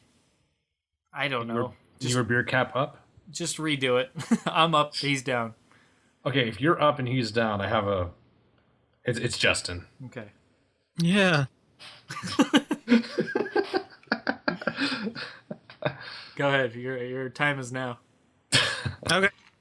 Shujinko, since I'm assuming he can do anything anyone else can do, because I don't know, he teleports and then comes out behind you and kicks you in the back of your spine with a really kick that's all grody and shit, and you fall down on your stomach. Then he drives you again. He kicks his foot back into the small of your back, and then he grabs your neck and pulls it backwards while still holding you down with his foot, cracking your spine. That's 3 hits actually. So that's 3. I didn't use anybody's powers except for somebody's teleport.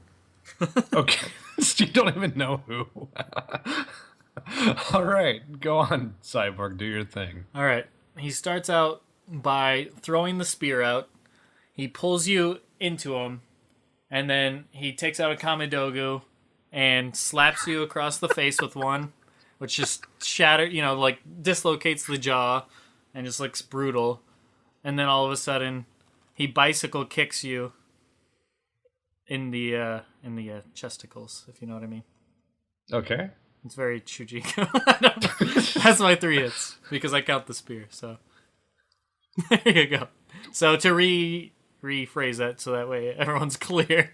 He throws the spear out and pulls you towards him, and as you're coming towards him, he pulls out one of the Kamidogu. It could be random each time for the fun factor. He slaps you in the face, dislocating your jaw, and then he bicycle kicks you away in your chest as your ribs are like exploding. So there you go. Well, okay, I'm going to say Cyborg just because he incorporated like a defined special move. Yeah. And not some random teleport from from an unidentified character. No, look, it was Scorpion, okay? It was totally... Sure. You retroacted. It was Scorpion. You retroacted the Scorpion in there. All right, Justin, your turn to pick. All right. Oh, good. I can't lose this time. Poor guy. I'm going to pick...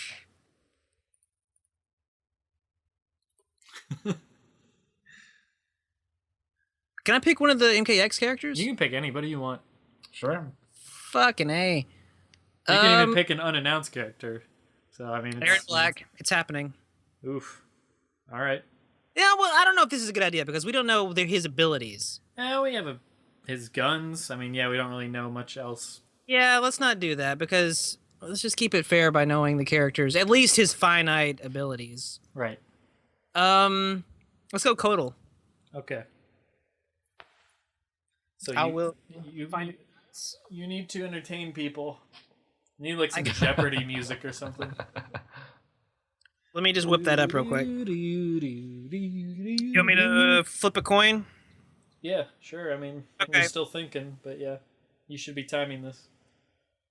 Are you timing it? You're not timing it. The timing starts. Yeah. Right. About. All right, it started, now. Right? Yeah, it's on. Okay, I'm flipping a coin. Heads, it's Cyborg. Heads. Okay. Am I going now, or is Nope, we still you got thinking? Like 50 seconds left. Great. Okay. Now talk. Tell everyone about yourself so I can think. People, my name's not actually Django. That's a lie. It's Django.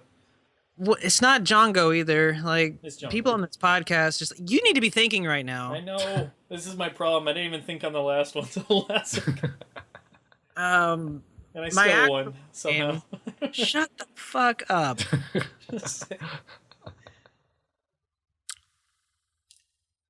My actual name is not Django, Dango, or any of the above. It's actually Harry Squatter. I'm a stripper on the weekends. Nice. What song do you dance to? Oh, that's time. I'm sorry, we have to save that. Shit. All right, flip the coin. He already told me it's me. Oh, Yeah. okay, cool. Have All fun. right. All right. So it starts off. He grabs it's a grabbing starting one. So he grabs onto his opponent, takes out a heart from just his pouch or something, wherever. It doesn't fucking matter. He takes out a heart, shoves it in his opponent's mouth, knees them in the jaw, crushing the heart and breaking their teeth up with the heart. So I count that as 2 hits. And then to finish it off, he takes his opponent after that and then slams him down as a backbreaker onto his knee. And that's that. So reiterate it real quick just so make it clear, because obviously when I talk I'm just thinking on the spot. But he grabs onto his opponent, takes out heart, shoves it into his opponent's mouth, does a jumping knee, kind of like a Sagat knee, crushing his opponent's jaw with the heart still in his mouth, and then picking him up over his head and then breaking him on his knee. There you go. Okay. Okay, it kind of sounds like a fatality, but all right. No, he doesn't take out his opponent's heart.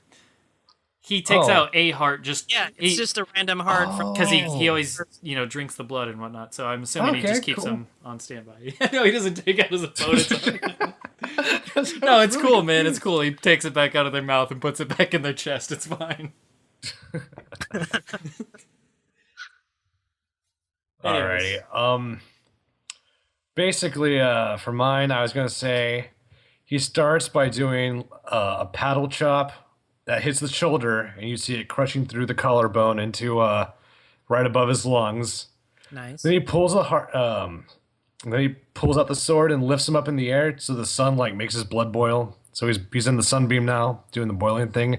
And then after that, it zooms in on the skull where he's holding him up, and just he squeezes it, and skull cracks. Nice, nice. Hey, wait. Tell me that again. Okay, basically, he does the paddle through the yeah. Go ahead, Temp. Go ahead. Yeah, go ahead. Paddle through the shoulder, so the guy's on the ground now, on his knees. Pulls the paddle out and holds him up in the air by the head while the sun ray comes down and boils his blood. Oh, And okay. then he just squeezes the head till it cracks, and that's the third segment. Okay, I see. I'm gonna have to give it to Temp. I wanted to see the sunlight shit. See, I really liked mine, but the part I liked about yours that I thought definitely put it up there was I fucking forgot the paddle. But yeah, I really liked the sun aspect. I was trying to think of a way to incorporate that. But yeah, I completely forgot that he has the paddle. Otherwise, I would have probably changed the backbreaker. And obviously, this is moot now, but just because I remember that now, I would have changed the backbreaker to holding him over his knee and then spanking him with the paddle to finish it, because that would have won, probably. Dude, in tournament, like in all, obviously tournament players don't use that, but that'd be fucking hilarious to see that done. Because it would just be like you're just fucking spanking your opponent, which that's a paddle. So, That's a paddling. all right, it's my choice, so I'm gonna go with Fujin. All right. And go ahead and think about it, and I'll tell you who goes first. Alrighty. But cool. So about that Fujin though, man, gotta see ugh.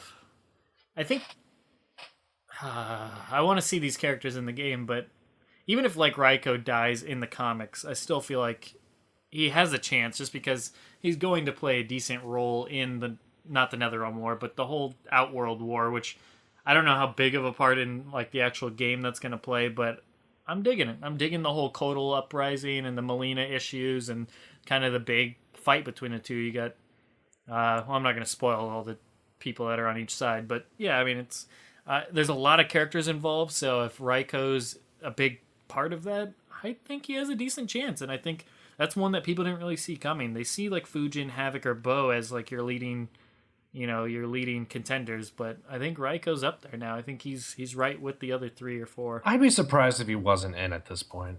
All right, that's time. I'm flipping a coin. It's Temp.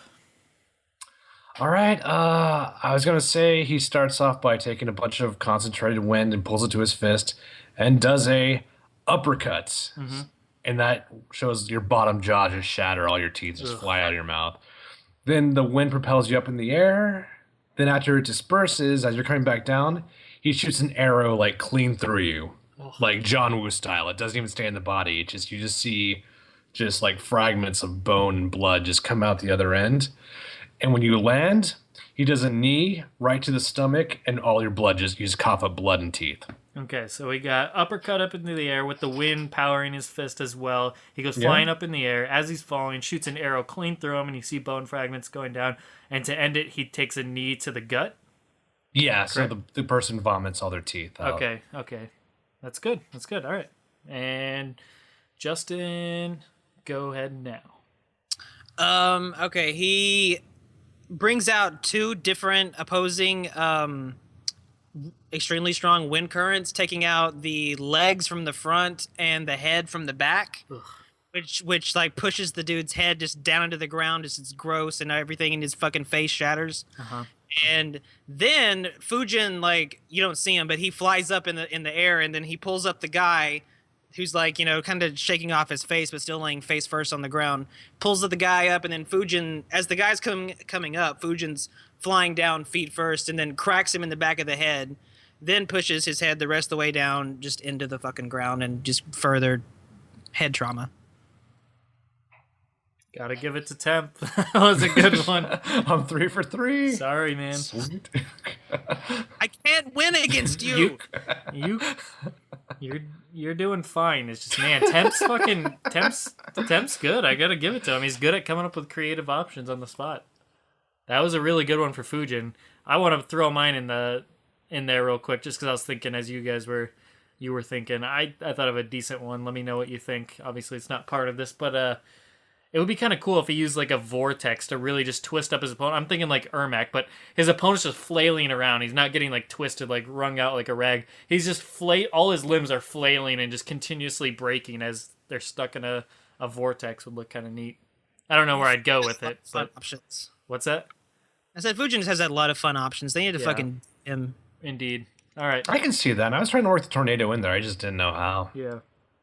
You could even throw an arrow into that tornado and just rips through the person in multiple spots. But yeah, go ahead, Temp. Your pick. All right, this character I think has a lot of X-ray potential, and I think we've seen a good one with him before. I'm going to say Sector. Oof. Yeah, I wasn't too thrilled on his. I mean, his was okay, but yeah, I'll try and think of a better one. Oh, I should probably get the clock going. And talk. And talking. Talk about Sector. Sector is really cool. Sector is pretty awesome. I'm a big fan of Sector. All right, 50 seconds. Good talking. Good talking. Sector is red. Sector is somewhat a robot.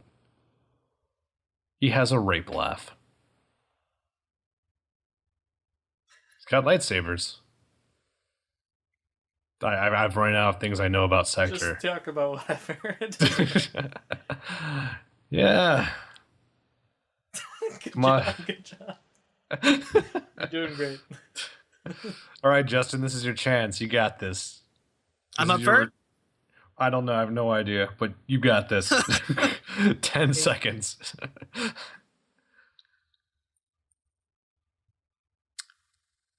I like Sector. Sector's my friend. Go. All right, let me flip the bottle cap. Yeah. All right, Cyborg is bottle cap up. I remember that now. And flip. And it's Cyborg again. All right. So Sector starts it out with a homing missile. So he lets that off, and it just kind of starts waiting in the sky. And it's kind of like a delayed one, so you can delay the X-ray. It's one of those kind of like how you can hold subs down. You can hold the missile in the air, and as you release it, it flies into the opponent, knocking him up in the air. He does his teleport punch, not into the jaw. He goes up to the stomach.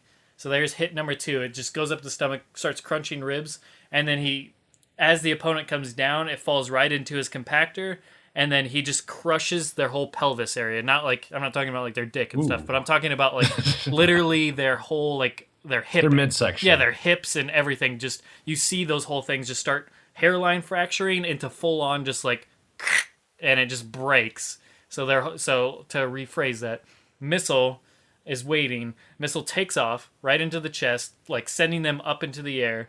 And then he does the teleport punch up from underneath them, crushing their ribs, and then as they come down, lands into his compactor and just crushes their hip area. Because I don't feel like that's been touched upon. That was smart. You brought in the compactor. I didn't think about that. That's pretty much what I was basing my entire thing around. I was just trying to figure out how to get to point A to point B. Pulled out a wild card. All right, Justin. I know you got this, so do your thing. All right. It starts out with basically like a bison psycho crusher into a spear. Mm-hmm. And he just fucking hits him really hard, cracks open his sternum and shit, and the dude flies back, and then he like spears him to the ground. The back of his head cracks off the ground. Does that count as 2 hits already? I think so. Oh, fuck. Oh, you got a third. Oh, he's like, I need 2 more. 2 more, though. Okay, so... You can start over. You can start over again. Yeah, I'm following you. Psycho Crusher happens, spears him. That's the first hit. It cracks open the sternum and shit, and it looks grody and fuck. Right. So then the dude's laying there on the ground. He pulls out both of his like lightsaber things. Yep. And jams both of them in the eye sockets. And then for the last one, he gets his like flamethrower fist thing and just punches him really fucking hard in the mouth while it's flaming, and it just burns and breaks and everything goes grody in the mouth hole. Okay, this one's hard. Giggity. Mouthful. But I'm gonna have to give it to... Just do it. It's okay. Justin. It's... No, what? That was... Here's my reasoning. Because you brought in the compactor, which was a hell of a wild card. That was But smart. I didn't he even brought think in the about that. lightsabers. I know. And the flamethrower in conjunction. But I had the The compactor was good. Don't get me wrong. and the missile and the uppercut. I have 3 to his 2. Well, no one cares about the missile anymore, bro. I know they don't. They don't. It's true. All right, congrats. Hey.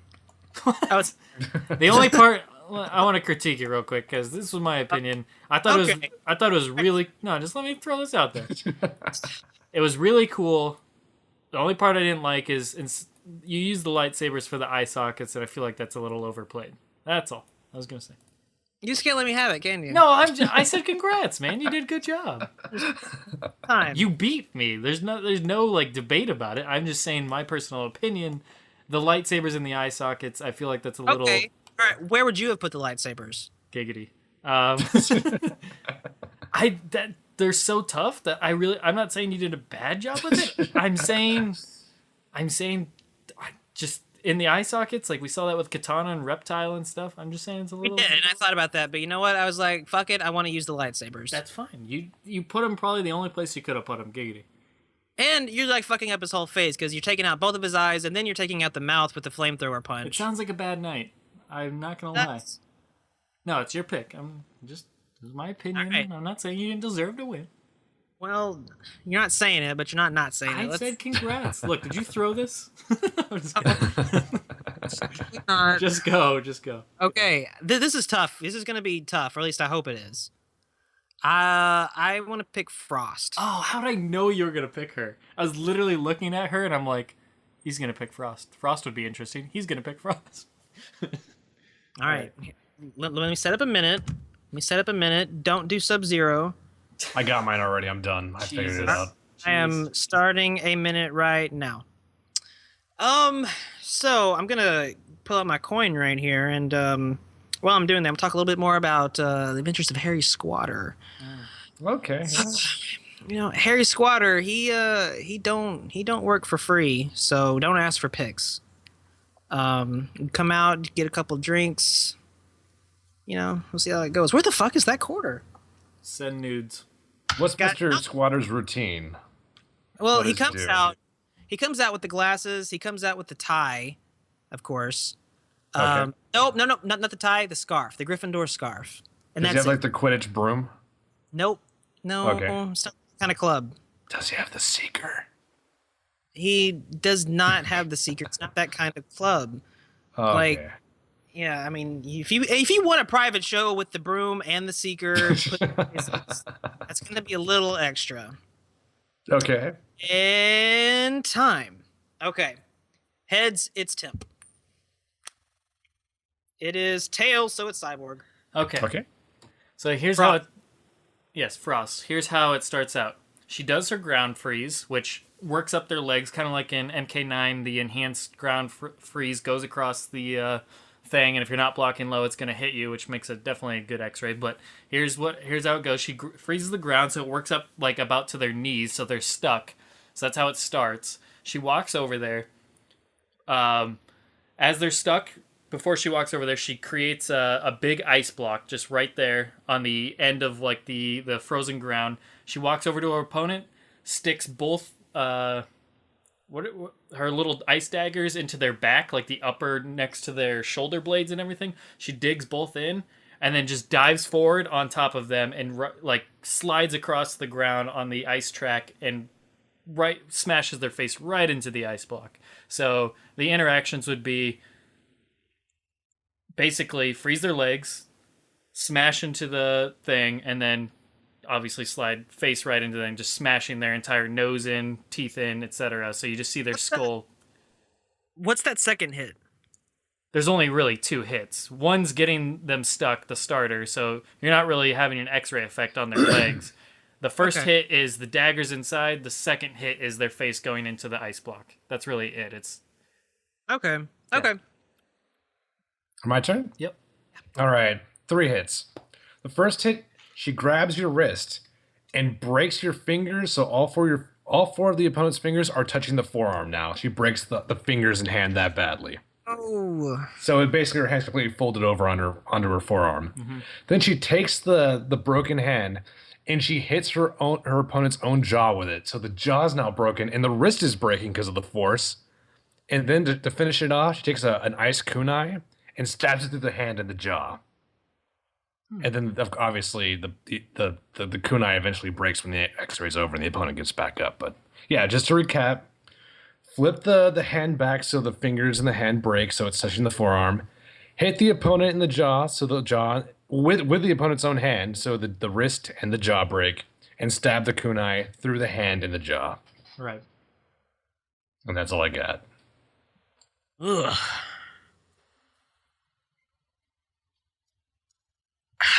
I have to give it to Temp. Yay! It was a good one. I gotta do it. That was real. That was good. Something about that hand breaking and shit just was like, ugh. See, I've always wanted to see that. Yeah. well, I was just gonna throw my personal opinion in there if it's okay. It's okay for now. I'll allow it. It was really good, but after the first 2 hits, I was like, where is her powers coming in? Because I'm like, come on, you gotta have her powers in here somewhere. And I thought your use of the dagger at the end was perfect. That's all I was gonna say. Aw, thank you, Cyborg. I was like, Well, that she sounds used absolutely her power to brutal. break the wrist? I was like, what? Didn't she use her power to break his wrist? No, I don't think so.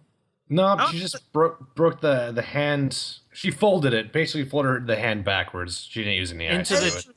I thought that you froze the wrist and then like cracked it because it was ice, making it like flimsy and gross and weird, and cracking it back that way. I guess she could, but no, I wasn't going that See, direction. that's why I was like, at first I was Do like, I this- lose now? Does that change anything? Is it a new judgment? See, no, first I was like, that's why I was like, man, this could be any characters, but then the ice dagger was definitely what sealed the deal for me. I just like how she pinned your hand to your own face with a dagger. Yeah, no, that was a really good touch. I don't know. I guess I just saw it where she was like freezing because she had the wrist in her hand. That could work too. Well, There's something very effeminate about it that I thought made sense. I still like it. I still have to go with the Temps Yeah, though. it's still good. Sweet. I like how we're playing a different game that's not Mortal Kombat 9, and I'm still beating you guys. Fuck you. You're going down one of these days, O'Doyle. Your whole family's going down. All right. The next one that you guys have to come up with is... On 3. Let me think here for a second. I had a couple people I wanted to see what you'd come up with.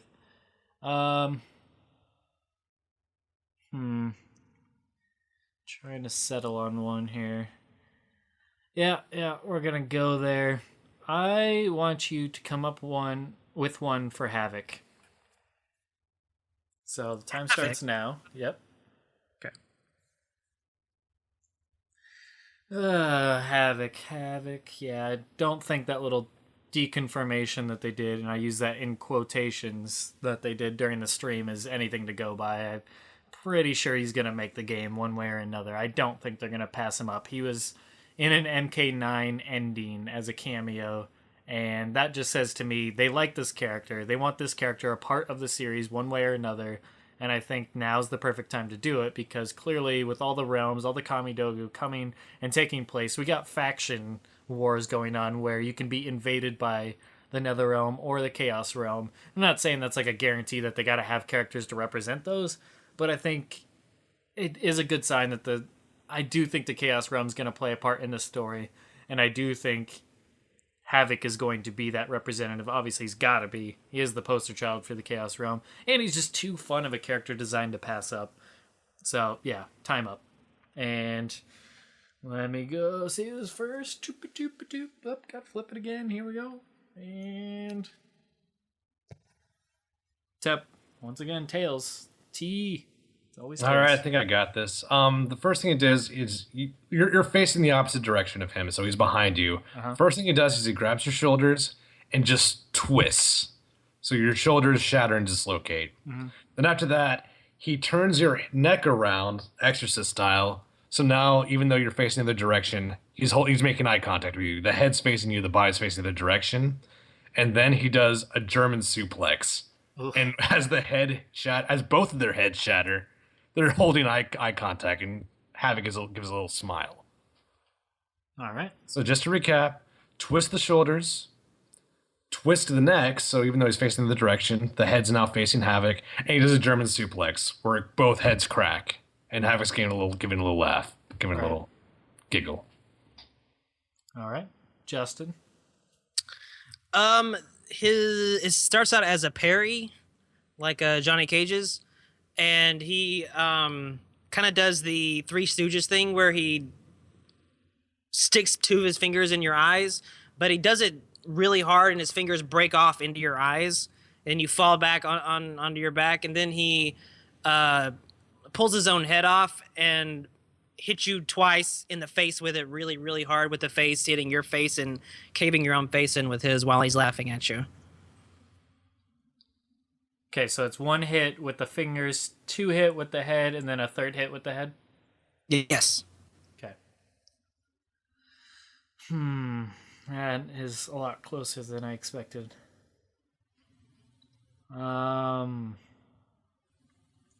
Just fucking grinding his head in there, too. It's nasty. Look, you don't have to further sell it. Your time is over. Did I mention how hard he's hitting him with the head? Oh, man. Okay, so eye poke, head, or twist shoulder, twist neck, German suplex. Ugh. Edge of my seat. Justin's was pretty good, so I'm nervous. At least I know they're close. They're close. They're close for these reasons, because once again, I did not care for the eyes. I mean, don't get me wrong, it's effective, but once again, I just feel like it's too easy. Like, it's too easy of a well to go down. But I love the use. Off in there. I love the use of taking his own head off and hitting him with it. I feel like that's almost essential for Havoc, because that's like his thing. But Temps is so damn good, because fucking twisting shoulders, neck, and then German suplexing as he's smiling, that's totally up his alley. I just see Havoc as this sick son of a bitch that loves manipulating body parts, be it his own or other people's. So, man, I gotta give it to Temp again. Yes! Yours was it was literally like a half or full point difference. It was so close. Sweet. Well, Justin's was really good because the fingers breaking off. I'm like, fuck, that's good. And that was part of it. That was like, okay, that's not so repetitive. But man, that was too close. But yeah, I just enjoyed the other one a little bit more. All right. Tim's was really good. I don't know if Havoc would do a German suplex though. Would he? I don't know. That seems like wrestling is a little too stringent for him or something. But that's just my opinion of the character. I thought about making him twist his own neck during the German suplex, but I was like, how does that? I didn't know how to make that work. But yeah, I guess I could see where you're coming from. I'm not trying to change him. No, see, if this was like a versus where you could rebut, you would have changed my opinion just slightly enough to maybe make it matter, but it doesn't matter. It's your opinion, Tim. No, I know what you're saying. You're just throwing out your opinion. Believe me, I see nothing wrong with that. Go ahead, Temp. Oh, am I judging? Yep, you're judging now. I'm going to do Reptile because I don't think his X-rays have really been Reptile enough. Yeah, so they haven't been very creative. I've always thought both of them were brutal, but I've never thought they were enough of using his actual abilities. I feel like they could do better. Right. All right. Well, let me think, and hopefully we can come up with something. All right, let me wait. What's going? What's that? What? Who's the character? Reptile. Oh, Reptile? Reptile. Yep. Okay. And start. 1 minute. Oh, there's 1 minute left? Start. You guys got 1 minute. All right. Reptile. I wish he was greener. Yeah. I wish he had a traditional ninja costume. You could keep everything else, but I wish he looked elegant. I don't know why, he has to look so dirty and shitty. Literally shitty. Not bad, but just like he lives at the bottom of a fucking trash can. I wish he could look more dignified. Kind of like how, if Reptile was your bodyguard and you kind of think of him as a pet, you might want to make him more just elegant looking.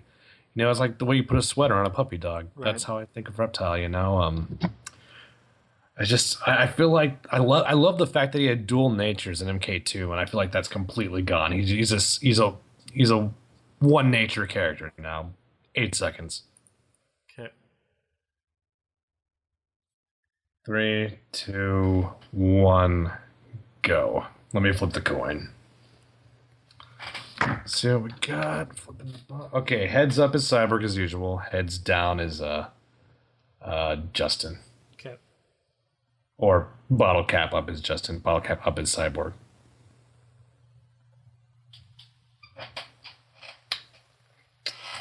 You know, I think it's just the aerodynamics of a bottle cap that is always going to fucking land. It's me again. Bottle cap up. Yeah, it's... All right. God. I'm going to find a coin. Holy shit.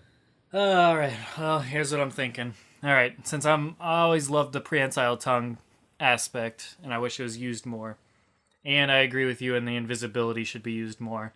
Here's what I came up with. He sticks out his tongue, and then it starts out like this. He throws out his tongue, grabs onto the opponent's elbow, and just forcefully pulls it forward, which pops it the other way. So you just full on see their arm break in the opposite direction, and they're heading towards Reptile now. So this ideally is done mid-screen. But yeah, they're heading towards Reptile now. He goes invisible, but as he's invisible, you notice he left behind a present, which is a force ball. So the opponent stumbles into the force ball, which sends him the other direction, which is the other big impact moment, and it just explodes on their chest, which sends them back. So you see their chest, you see their rib cage start exploding, and then it sends them back flying through the air. And as he's invisible, he just he does his little dash.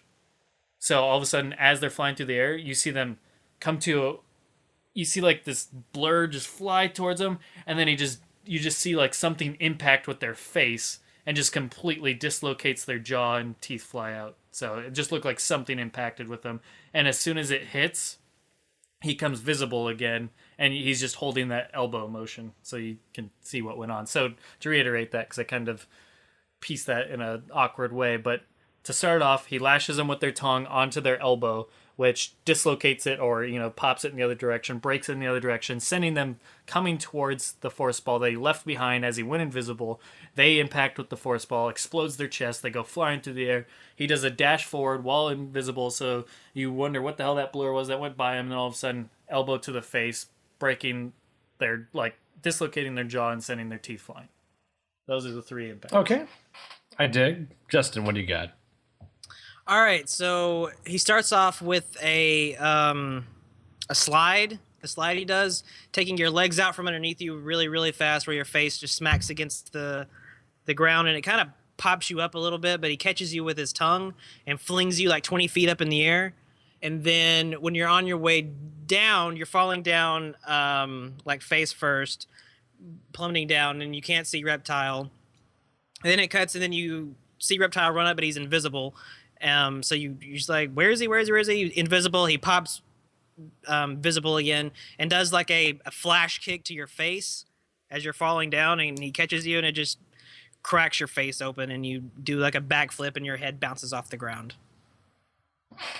Okay, well, recap that one for me so I know all the hit points. Slide to take your legs out from under you. Okay. And then your wait, I guess that's one hit, fucking, isn't it? Well, no, not necessarily, because that could be a starter. The way Sector's missile is a starter. You just wouldn't see the X-ray effects of it. All right, okay. She slides underneath you and takes your legs out from underneath you, catches you with his tongue by the neck, flings you up 20 feet in the air. So that's the fling, you're coming down, he's invisible, and then he does a flash kick, and right as his foot connects with the front of your face, he turns visible again. And then the last hit is you doing a backflip there in the back of your head, cracking against the ground. Does that make sense? Yeah, it does make sense, because he does have kind of a flash kick with that new chain combo he has. I think you only had 2 hits there, so you could have probably had your initial hit, though. Did I? Because it sounds like he catches... It doesn't sound like your first hit comes until after they're coming down and he flash kicks them, and then their head hitting the ground afterwards, right? Yeah, it doesn't sound like the tongue's breaking anything, which is okay. Yeah. No, yeah, his tongue is just used to kind of catch you by the neck and then throw you up in the air. Yeah, if you wanted to tweak their neck or something, then by all means, yeah, that would count as a hit. But it sounded like to me you weren't playing that up. But so you could have had your initial one. I guess I'm just counting the slide as a thing that's like fucking up your legs as you're falling down. So yeah, you would probably count that as a hit then, and like just show their knees breaking or something. Yeah. Those are the 3 hits. All right, I guess I'm gonna go to Cyborg because you got 2 signature moves in there, and they're uniquely reptiles. But I like the fact that I like the acid ball waiting for the opponent where reptile should be. I just think that's really creative. Yours was good because it incorporates his new move, his little flippity thing. I like that move. And I thought that was really tight, and I like the final hit. I think that was a cool way because it brings him back down. If I understood that correctly, that was really tight. Cyborg by a couple of points. It's a 7 versus a 9. Cool. Still very good though. No, it's okay. It's okay. You'll get points too, bro. I agree with that one. That one was yes. I do like that new move though. I think that looks really sick. Go on.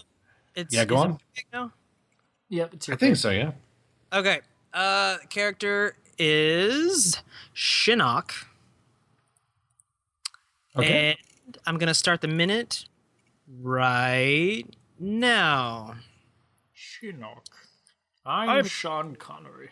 You shush. I'm gonna flip this coin. It's to die for.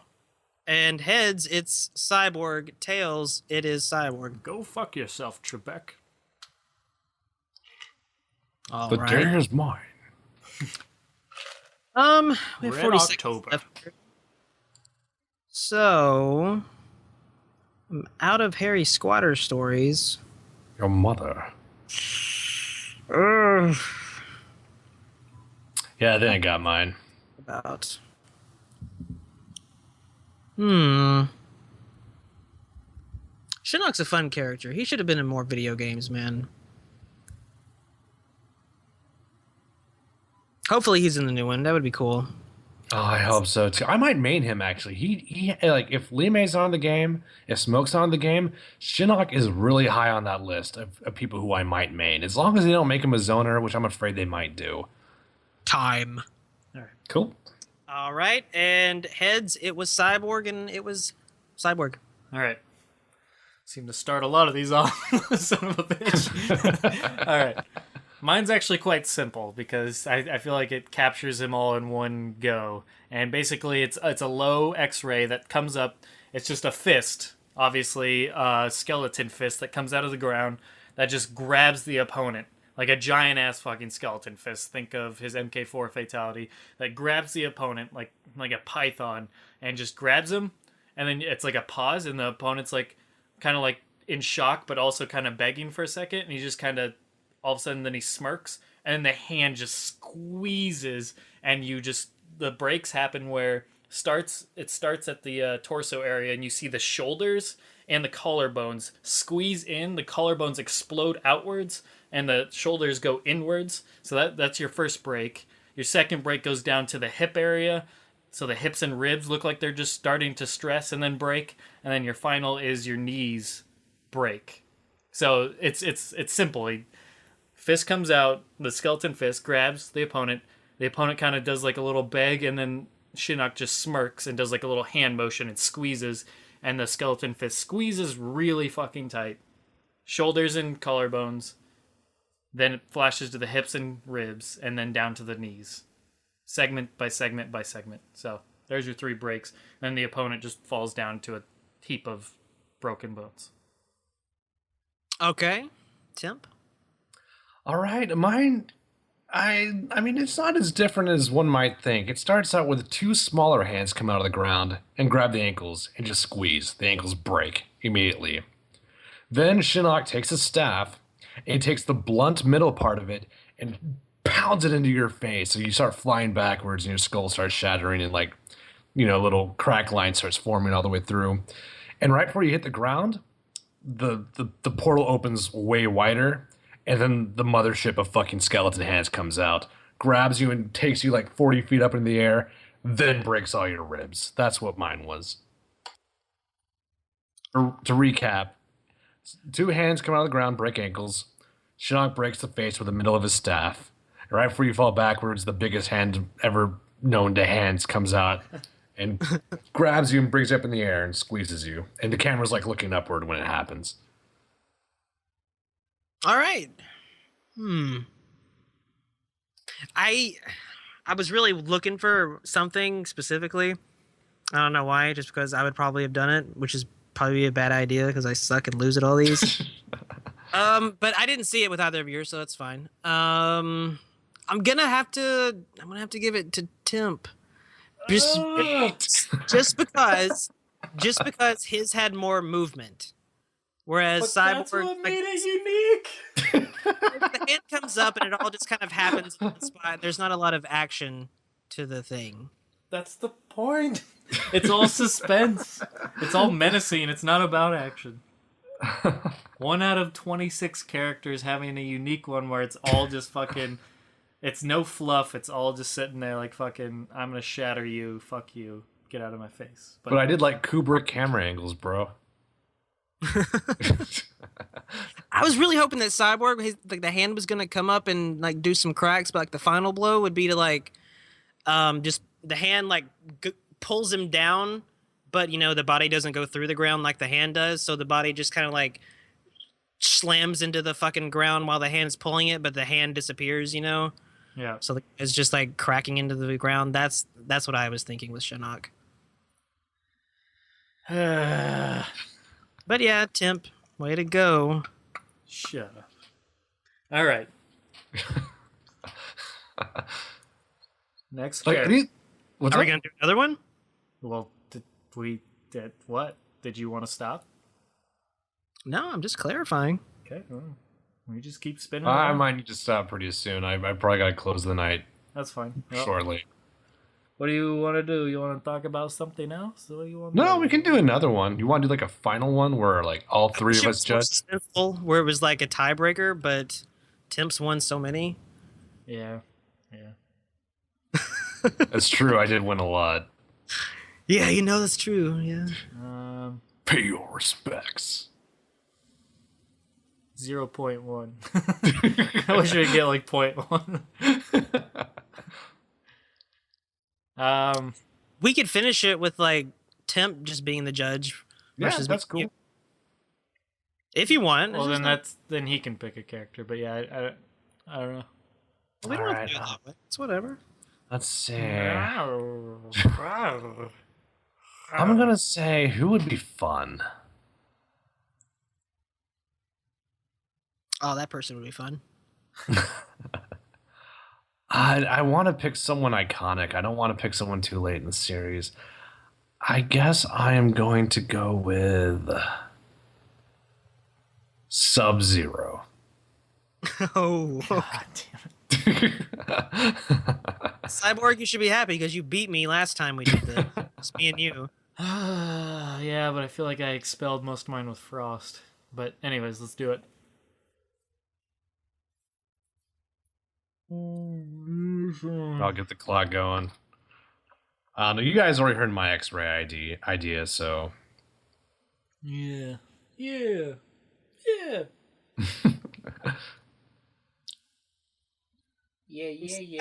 Game. Yeah, boy. Yeah, boy. Yeah. Oh yeah, I gotta be talking, don't I? Yeah. I'm really looking forward to Sub-Zero's new costume. Like the comic costume in the game. Oh my gosh, it's gonna be sick. Like it makes me want to play the character. That's what a good costume should do. It should make you want to play the character. And I feel like, you know, the current one's not really doing it for me. 10 seconds. But the thing is, though, like I think I could like it more knowing that I'm a backup. It's like Smoke's costume. You know, like 2 seconds. And go. Yeah, it's like with Smoke's costume, you know? It's like, I like the second one a lot better. Once I realized I loved the first one, it's like, you know, it's refreshing. It's something to go to, you know? That's the way I feel like I'm going to be with this. Because it's not bad. It's not horrible, but... All right, let me flip this useless fucking bottle cap. I'm changing it, by the way. No, we're overdue. Keep it the same. All right, so bottle cap up. You're going to switch it, and then it's going to lose. All right, bottle cap up is Cyborg. Yeah, buddy. Cyborg, you're not gonna fucking believe this, dude. But his bottle is capped down, so Justin will go first. I knew it. That's what I thought. All right. Sub-Zero. Okay. Starts off with his trust drop teleport from DC Universe. Yep. And he comes up behind you. He like bear hugs you from the back, and then he freezes you.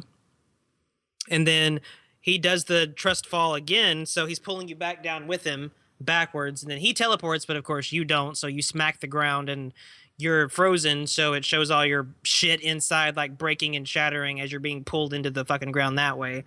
And then then Sub-Zero comes back up like down by your feet like Noob Saibot's intro style. And he does an ice nugget over your head, and it just falls and caves in your face. Really gross. Like, yeah. So should I recap it? Sure, yeah. Trust fall. Yeah, let's just kill some time here. Trust fall. Up behind you, bear hug. The freeze, that's the first kind of thing, but not really. What is the first hit in this fucking move anyway? Bear hugs you from behind, he freezes you. No, the first hit is him falling backwards and him pulling you into the ground really hard, where it like breaks your sternum and shit because he still has his arms kind of wrapped around you as he's pulling you down. Then he comes up and does the ice nugget, which falls in your head. It's fucking 2 hits. That's all it is. Okay. Cyborg, what do you got? All right. So it starts out with him doing an ice shower going up, and then it lands on the opponent's head. So as long as that connects, it starts, which then freezes the opponent from the head down to their knees. So right above their knees is where the freezing stops, so they can't move. He does a slide across and takes out their knees, so it just busts up all their fucking knees. They fall down to basically their knees. He creates an ice clone that's holding his like Cory blade, I think it's called. So the ice clone is like in fighting stance with the Cory blade out. He picks up the person and just slams him right down onto the Cory blade. So that's hit number 2. And then he creates an ice block up in the air from like MK versus DCU. And then just it falls right down on the opponent. So there's your 3 hits. So starts out with the ice shower. So they're frozen down to about their knees. Does the slide. So that's your X-ray impact number 1 on their knees and shins and whatnot. And then picks them up after creating ice clone with the Cory blade. That's him slamming them down onto the Cory blade that the ice clone is holding. So that's your impact number 2, which impales them in the chest. And then impact number 3 is the ice block falling from the sky, which just basically fucks up their face and whatnot. Yeah, you can imagine. All right. Justin was in the lead until the ice clone with the Cory blade. That was too good. I gotta give it to Cyborg. That was really smart. I just figure, I mean, if he's going to be... I kept thinking, like, throwing his ice clone. How could he do that? I was like, oh, he could create an ice clone that looks like it's punchy, and then he just throw the opponent in there. But I'm like, well, why don't he just hold his damn fucking sword? So, yeah. That's what that came from. Like, I love the trust fall. I love that idea. I like that, like, too. when he disappears. Like, I think Smoke would do that really well, because Smoke did have the coffin teleport that he did. Like, for Smoke, that'd be brilliant as well, but Sub, it works. I'm still under the philosophy that Sub probably shouldn't have a teleport, but that was still badass, though. But then the ice clone with a sword, that's too fucking sick. GG's? Now what the fuck do we talk about? We could talk about... You hooligans. I don't know. Something personal, something secretive, something we would never tell another soul. Except for the entire Nethercast audience. Well, I already did the whole Harry Squatter thing, so... That's gross. I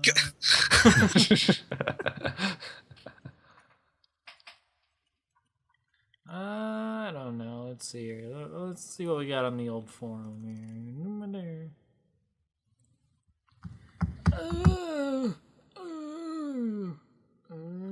Which chameleon do you guys prefer? Male. Male? Yeah. I don't care about either of them. That's a boring answer. I'm sorry. That's just my honest answer. You want me to fake it? Fake it till you make it? Yeah. Sounds like Chameleon with a C wins because it's 1 point versus half a point. Just saying. Respects. We could do another. Which people are we? Let's do. What's something we've all seen or know well enough? The Office, man. The Office? Yeah. All right, we could do The Office. We all watch The Office. All right, sure. Okay, we always go into people that aren't here first, so let's start with Shadaloo. Who's Shadaloo? Creed. I could see that. He's either Creed or he's either Creed or Ryan. I could totally see Ryan too. Or yeah.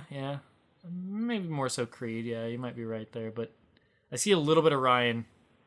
Or even Michael Scott to a degree.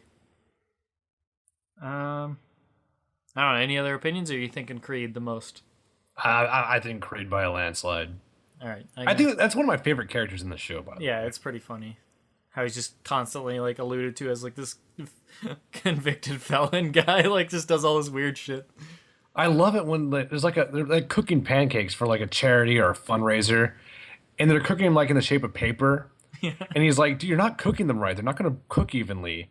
And she's like, but they're in the shape of paper. He's like, no, they're going to be fucking hard in the center. And he's like, you know what? I don't even want these anymore. And he opens up his coat and takes out all these pancakes. I fucking love that. Yeah, he's such a dirty old man. But yeah. All right. Yeah, next. Who's next? Shadaloo's Creed. Razor. Who are we thinking for him? I'm almost thinking like I'm almost getting an Andy vibe a little bit. I was gonna say California for Razor. I was gonna California. I was gonna say what? What'd you say? I was gonna say Dwight. Well, Razor's too self-aware to be Dwight. Okay. Like, Razor, I think it's the Michael Bolton in Razor that keeps him from being Dwight. Like, he's smart enough and meticulous enough to be Dwight, but I think there's a huge self-awareness about Razor that keeps him out of the Dwight category. Who else could he be? Fucking, I don't know why, but I just thought Toby. Like, Toby's so dumb. Not for Razor, but I just for some reason thought Toby. But so we got Andy, we got Dwight, and we got Robert California. Robert California is a good one. Man, who else do we got?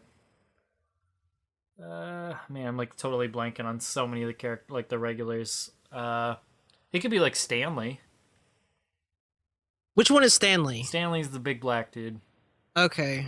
I kept trying to remember his name. Yeah. Yeah, that's not bad, actually. Yeah, he could be Stanley. Stanley's usually in a poor mood, but then he has his like days where he's just like all happy, but it's usually something negative that he's happy about. Okay, so I might take back Robert California. I think Stanley's a good choice. Yeah, I think Stanley is a good choice, yeah. That's funny. I can see the similarities. All right, let's settle on Stanley. Now there's Angela. There's Angela.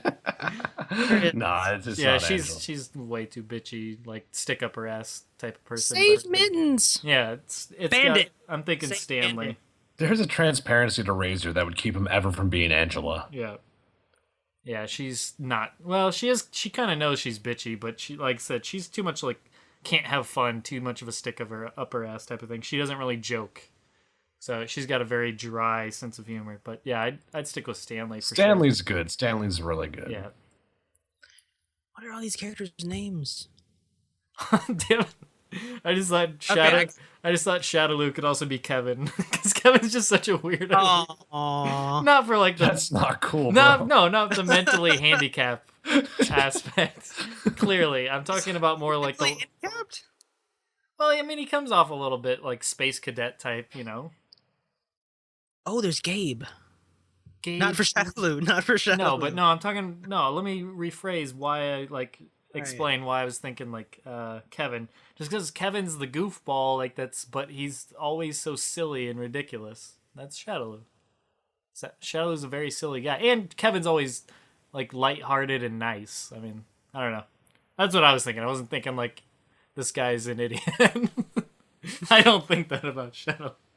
But no, I think Gabe, or not Gabe, but now you got me thinking Gabe. Damn it, Creed is still better. But who was Ryan's girlfriend? Ryan's girlfriend. Oh, the Kelly. Kelly. Yeah, There's Kelly. a little bit of Kelly in Shadaloo. A little bit. Yeah, a little bit, I guess. There's just so many characters. It's sometimes I forget. There are a lot of characters. All right, Temp. Who's Temp? I have an answer, but I'll let you guys do your thing. I'm thinking a couple people, but I am too. I'm thinking Jim Halpert or Daryl. I can see him being Daryl. Yeah. And then if I had to get a third, trying to think of all the people. There's a little Dwight in Shadaloo too. Not so much the mischief, but just like the sense of humor. I don't know, the silliness. Once again, I keep going back to the silliness. But like taking you to a barnyard so you could wrestle his brother as a rite of passage. Like something like that. Just screams like Shadaloo. He's just What's his brother's name? Mo. Can't remember. It's like Mo. Mose. Yes, Mose. Yeah. But yeah, he's just really silly. Dwight is hilarious in that way. But anyways, keeping with Temp, we got Daryl, we got Jim Halpert. I definitely see either of those. And maybe a third. Let me think. Who else? Nobody else is really jumping out. What about Oscar? Ooh, it's Oscar, yeah. I would probably have to say Jim, though, if I had to pick one. When I think Oscar, I still think more like Razor, like, because Oscar's very like serious, but he can laugh, but also he's just very well spoken. When I think Oscar, I'm still stuck on Jim or Daryl for Temp. Which one's Daryl? Daryl's the black dude. Greg Robinson. Craig Robinson is his name. Yeah, I was trying to think of his name. I'd say one of those two, honestly. I mean, I see where you're coming from, but I disagree. Of those two? Yeah. So wow, you're thinking of third. Let me rethink. Because I feel like I can nail this, but I thought those two were both pretty good. Let me think real quick, or let me pull up the Office cast, because I feel like I'm gonna forget somebody that's obvious. Okay, here's the whole damn cast. We got Pam, Jim, Dwight, David Michael. Wallace? David Wallace isn't bad, actually. Ryan's not bad either. Ryan's a little bit too mischief in my opinion, but Creed. Who's Dave? David Wallace is like the big manager, not the branch manager. The one that ends up getting like fired. I don't remember, to be honest with you. Yeah, he's. Oh, does he have glasses? Yeah, he's like the big. He's like the big, like actual like company manager, not the branch dude. Gotcha. There's Phyllis. There's Aaron. Shadowloo could definitely be Aaron too. Don't say that, because I think Aaron is stupid hot. So please don't ruin this for me. Well, obviously we're taking these like personality-wise, not sexuality. No, but it's hot, though. There's Meredith. Oh yeah. Like a whore. There's Nellie. There's Okay, wait. Is Phyllis the one that went to high school with Phyllis is like the female Kevin. Yeah, she's the big lady. She's like the sweetheart lady, but she definitely can be sassy at times.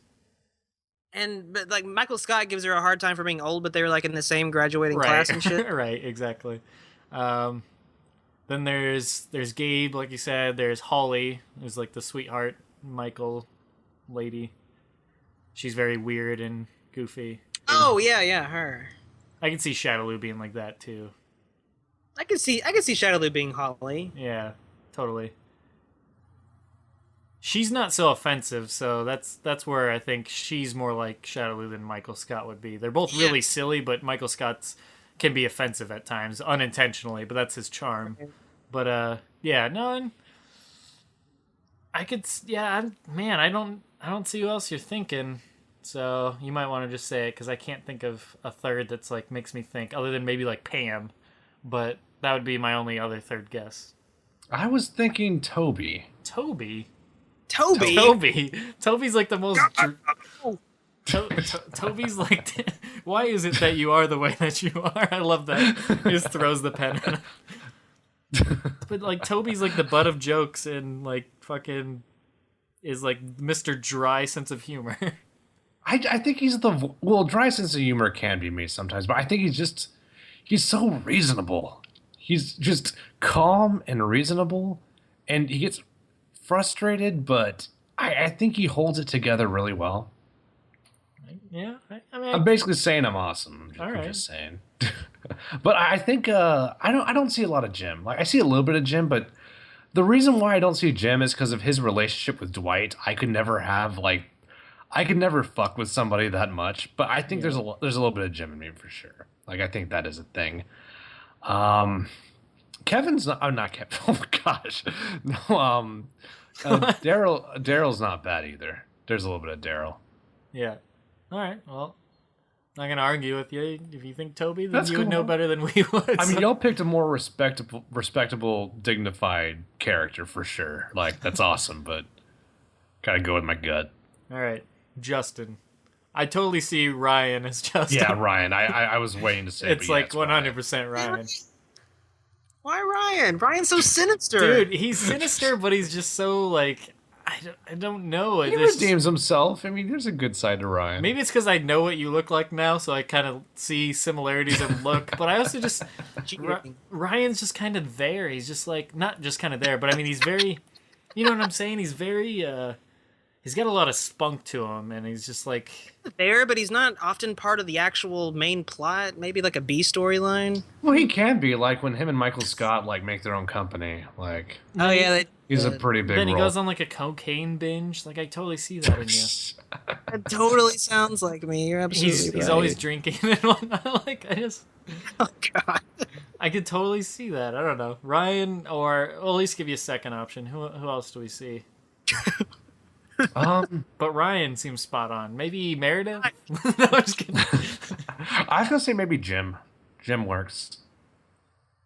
I think he's more of a Jake, or not Jake, but Pete. The newer seasons, the Pete, the like little Jim. I don't remember Pete. He was only in the last couple seasons, honestly. But yeah, same with Clark Duke or whatever that dude's character name was. I forget.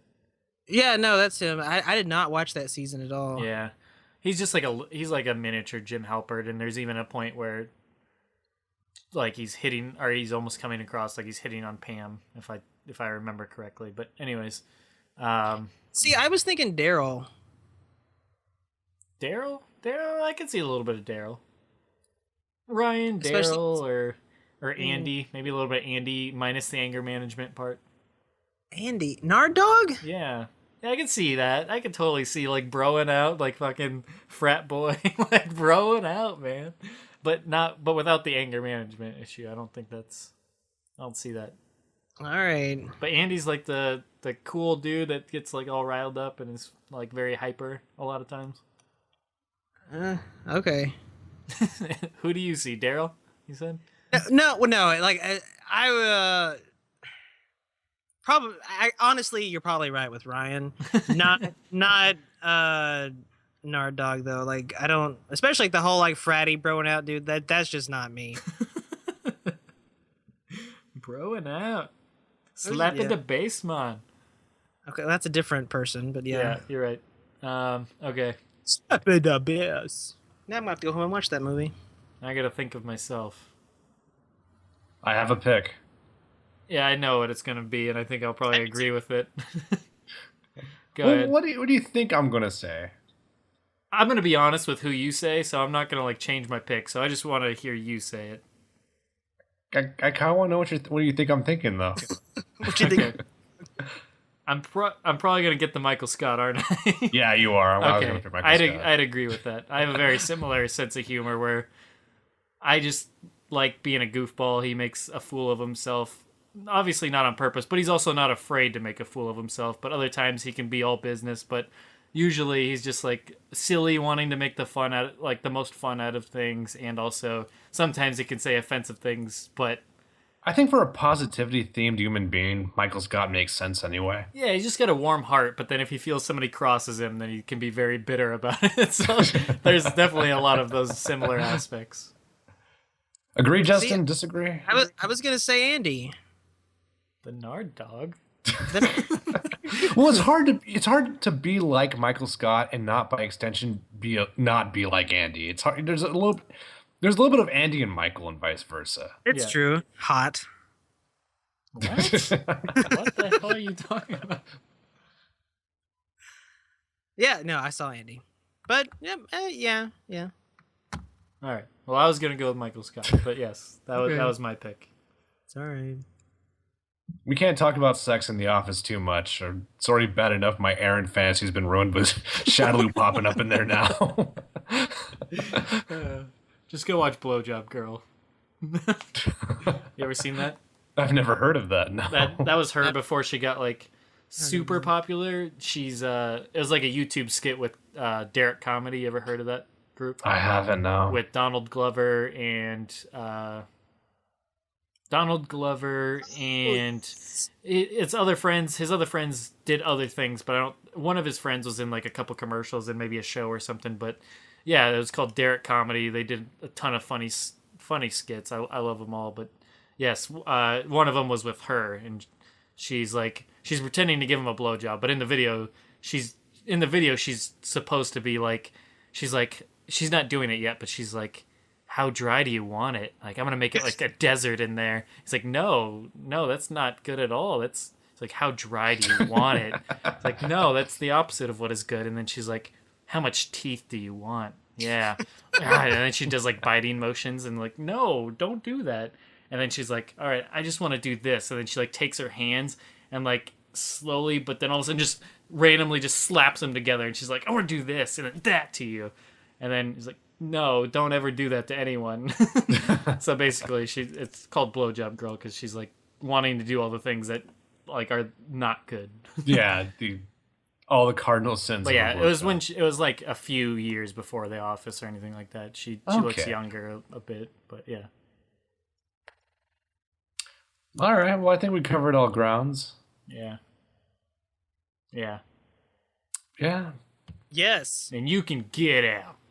Yeah, it's my time. I will say this, though. I look forward to tuning into the show when I'm not on it. So, like, if it's like you two and Shadaloo, or if it's you two and Razor, like, that'll be a lot of fun for me to listen to. Like, I totally agree with you. Just because, I mean, part of the reason, well, a big reason why we started this in the first place was because I was like, yeah, I love listening to podcasts. Let's give people a Mortal Kombat podcast because I don't think that's like a market that's really tapped into very much. Because I look at like pro wrestling podcasts, which is what I listen to, and there's like fucking oversaturation up the ass. Every like wrestling fan tries to start their own YouTube show or podcast, and I didn't know that. I listen to like 7 or 8 different wrestling podcasts that are really well done. But yeah, they're just like. Huh. It's so, and even wrestlers themselves have wrestling podcasts. Like, it's ridiculous. Like, Stone Cold has one, Roddy Piper has one, who else? Chris Jericho has one. Jericho's, yeah. JR has one, and Goldberg has one. It's like, it's ridiculous how many people have. Goldberg has one? Yeah, I don't care about Goldberg, but it must be so boring. But yes, either way, point is, there's so many of those podcasts, but there's other video game podcasts, and there's like movie based podcasts, but there's no like Mortal Kombat the series, just Mortal Kombat. I mean, obviously we're expanding more to that, but we have Netherkast, which is purely Mortal Kombat. So yeah, I wanted to tap into that so people like us had something to tune into because I love digging that stuff. But I don't listen to my own show, so obviously I could see the appeal of being like, yeah, totally, I want to have something to listen to as well. So yeah. That's another reason why I wanted to do the graveyard shift tonight, so tomorrow and the day after I can really kind of put everything into show notes. That's what kind of was slowing me down last week. Yeah, true. And I enjoy doing that. Like, it's interesting how much stuff I don't hear during the podcast itself. And then I'll catch little things like you did a second Bill Cosby joke that I didn't catch in the podcast. In the next episode, I'm like, oh, that's fucking badass. I wish I'd heard that. Little things like that. Yeah. All right. All right, indeed. Well, guys, I will catch y'all later. I will see y'all on the Menjay. Yep. Adios, sir. Bye, everybody. Are you leaving too? I was saying bye to the audience. I thought we were gonna stay on for a little bit while Temp left. No, but yeah, we can totally do that. Okay, well then stop saying goodbye to the audience because we're not. Hi, everybody. How you guys doing, man?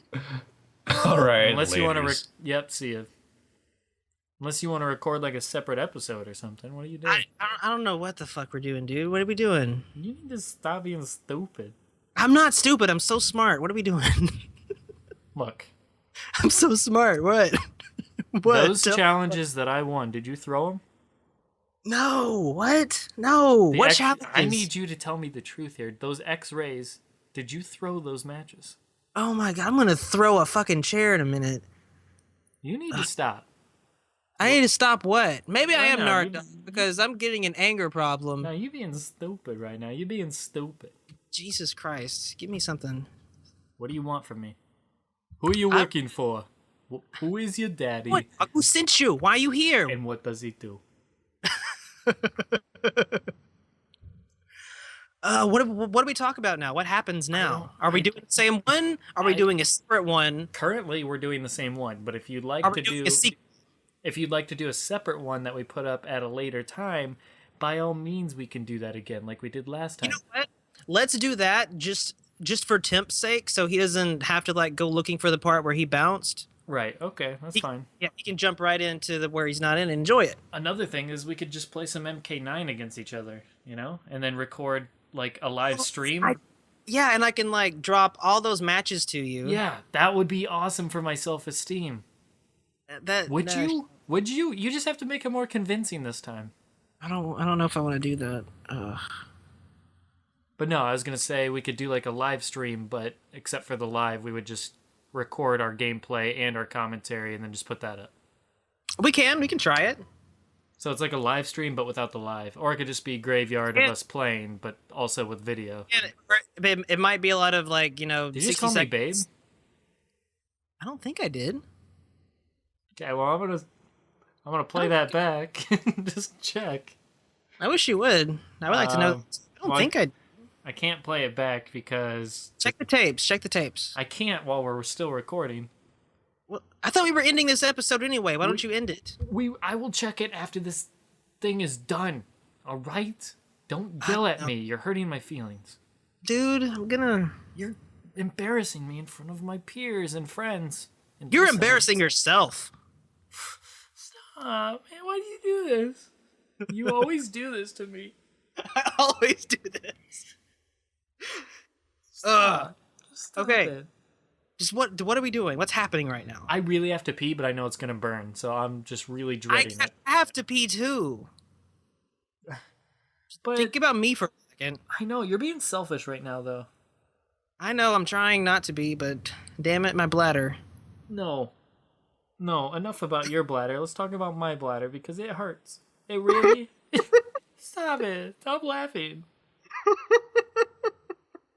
What you're doing right now is very offensive, and it hurts my feelings. Hurts me right in the feels. All of them. Every single one. It makes me laugh. You know what? You know? I act like a big tough guy sometimes, but I got feelings. I got feelings too. Damn near everyone. And you hurt just about every damn near one of them. I knew where you were going with that. You knew, Mr. Craig Robinson. Yeah. I watched that shit. Yeah. I got feelings. Yeah. Sweet. That's Pineapple Express. It is Pineapple Express. That is correct. Craig Robinson. I synced it. I'm gonna save you. Let me save you, man. Let me save you. Man, I can hear what you're saying out there. You're trying to escape. I know what you're saying. Now stop. All right, man. Let me finish it off in my mouth. There we go. Yes. Good old movie. All right, roster swap game. No, I'm just kidding. No. No, it's cool. Let's wrap this up. Let's do that. All right. Well, folks, that's going to be the end of this episode, and potentially we're going to record either another one or some MK9 gameplay, or we'll do a graveyard shift with MK9 gameplay both, so it's a twofer. So you'll get some matches while we talk about a bunch of stupid stuff and make fun of each other. So yeah, that's going to be it for this episode. Hopefully you dug what we did. We went about 2 hours and 40 minutes now, so... Oh, that's good. Yeah, sizable episode outside of our actual podcast. So we'll throw this up here in a day or so, or just whenever I feel like it. I try not to smother the podcast while doing so it has some room to breathe. But yeah, maybe we'll throw this up on like Friday or something. And yeah, hopefully you dug it. And yeah, that's about it. Tune into our other stuff. What's up? Into their other stuff. Yeah, there you go. Listen to that guy. He's smart. Good night. I am so smart. SMRT. All right, Homer Simpson. Okay, and we're out. Dude, I haven't stopped recording yet, and that laugh just offended me. Good night. Good night.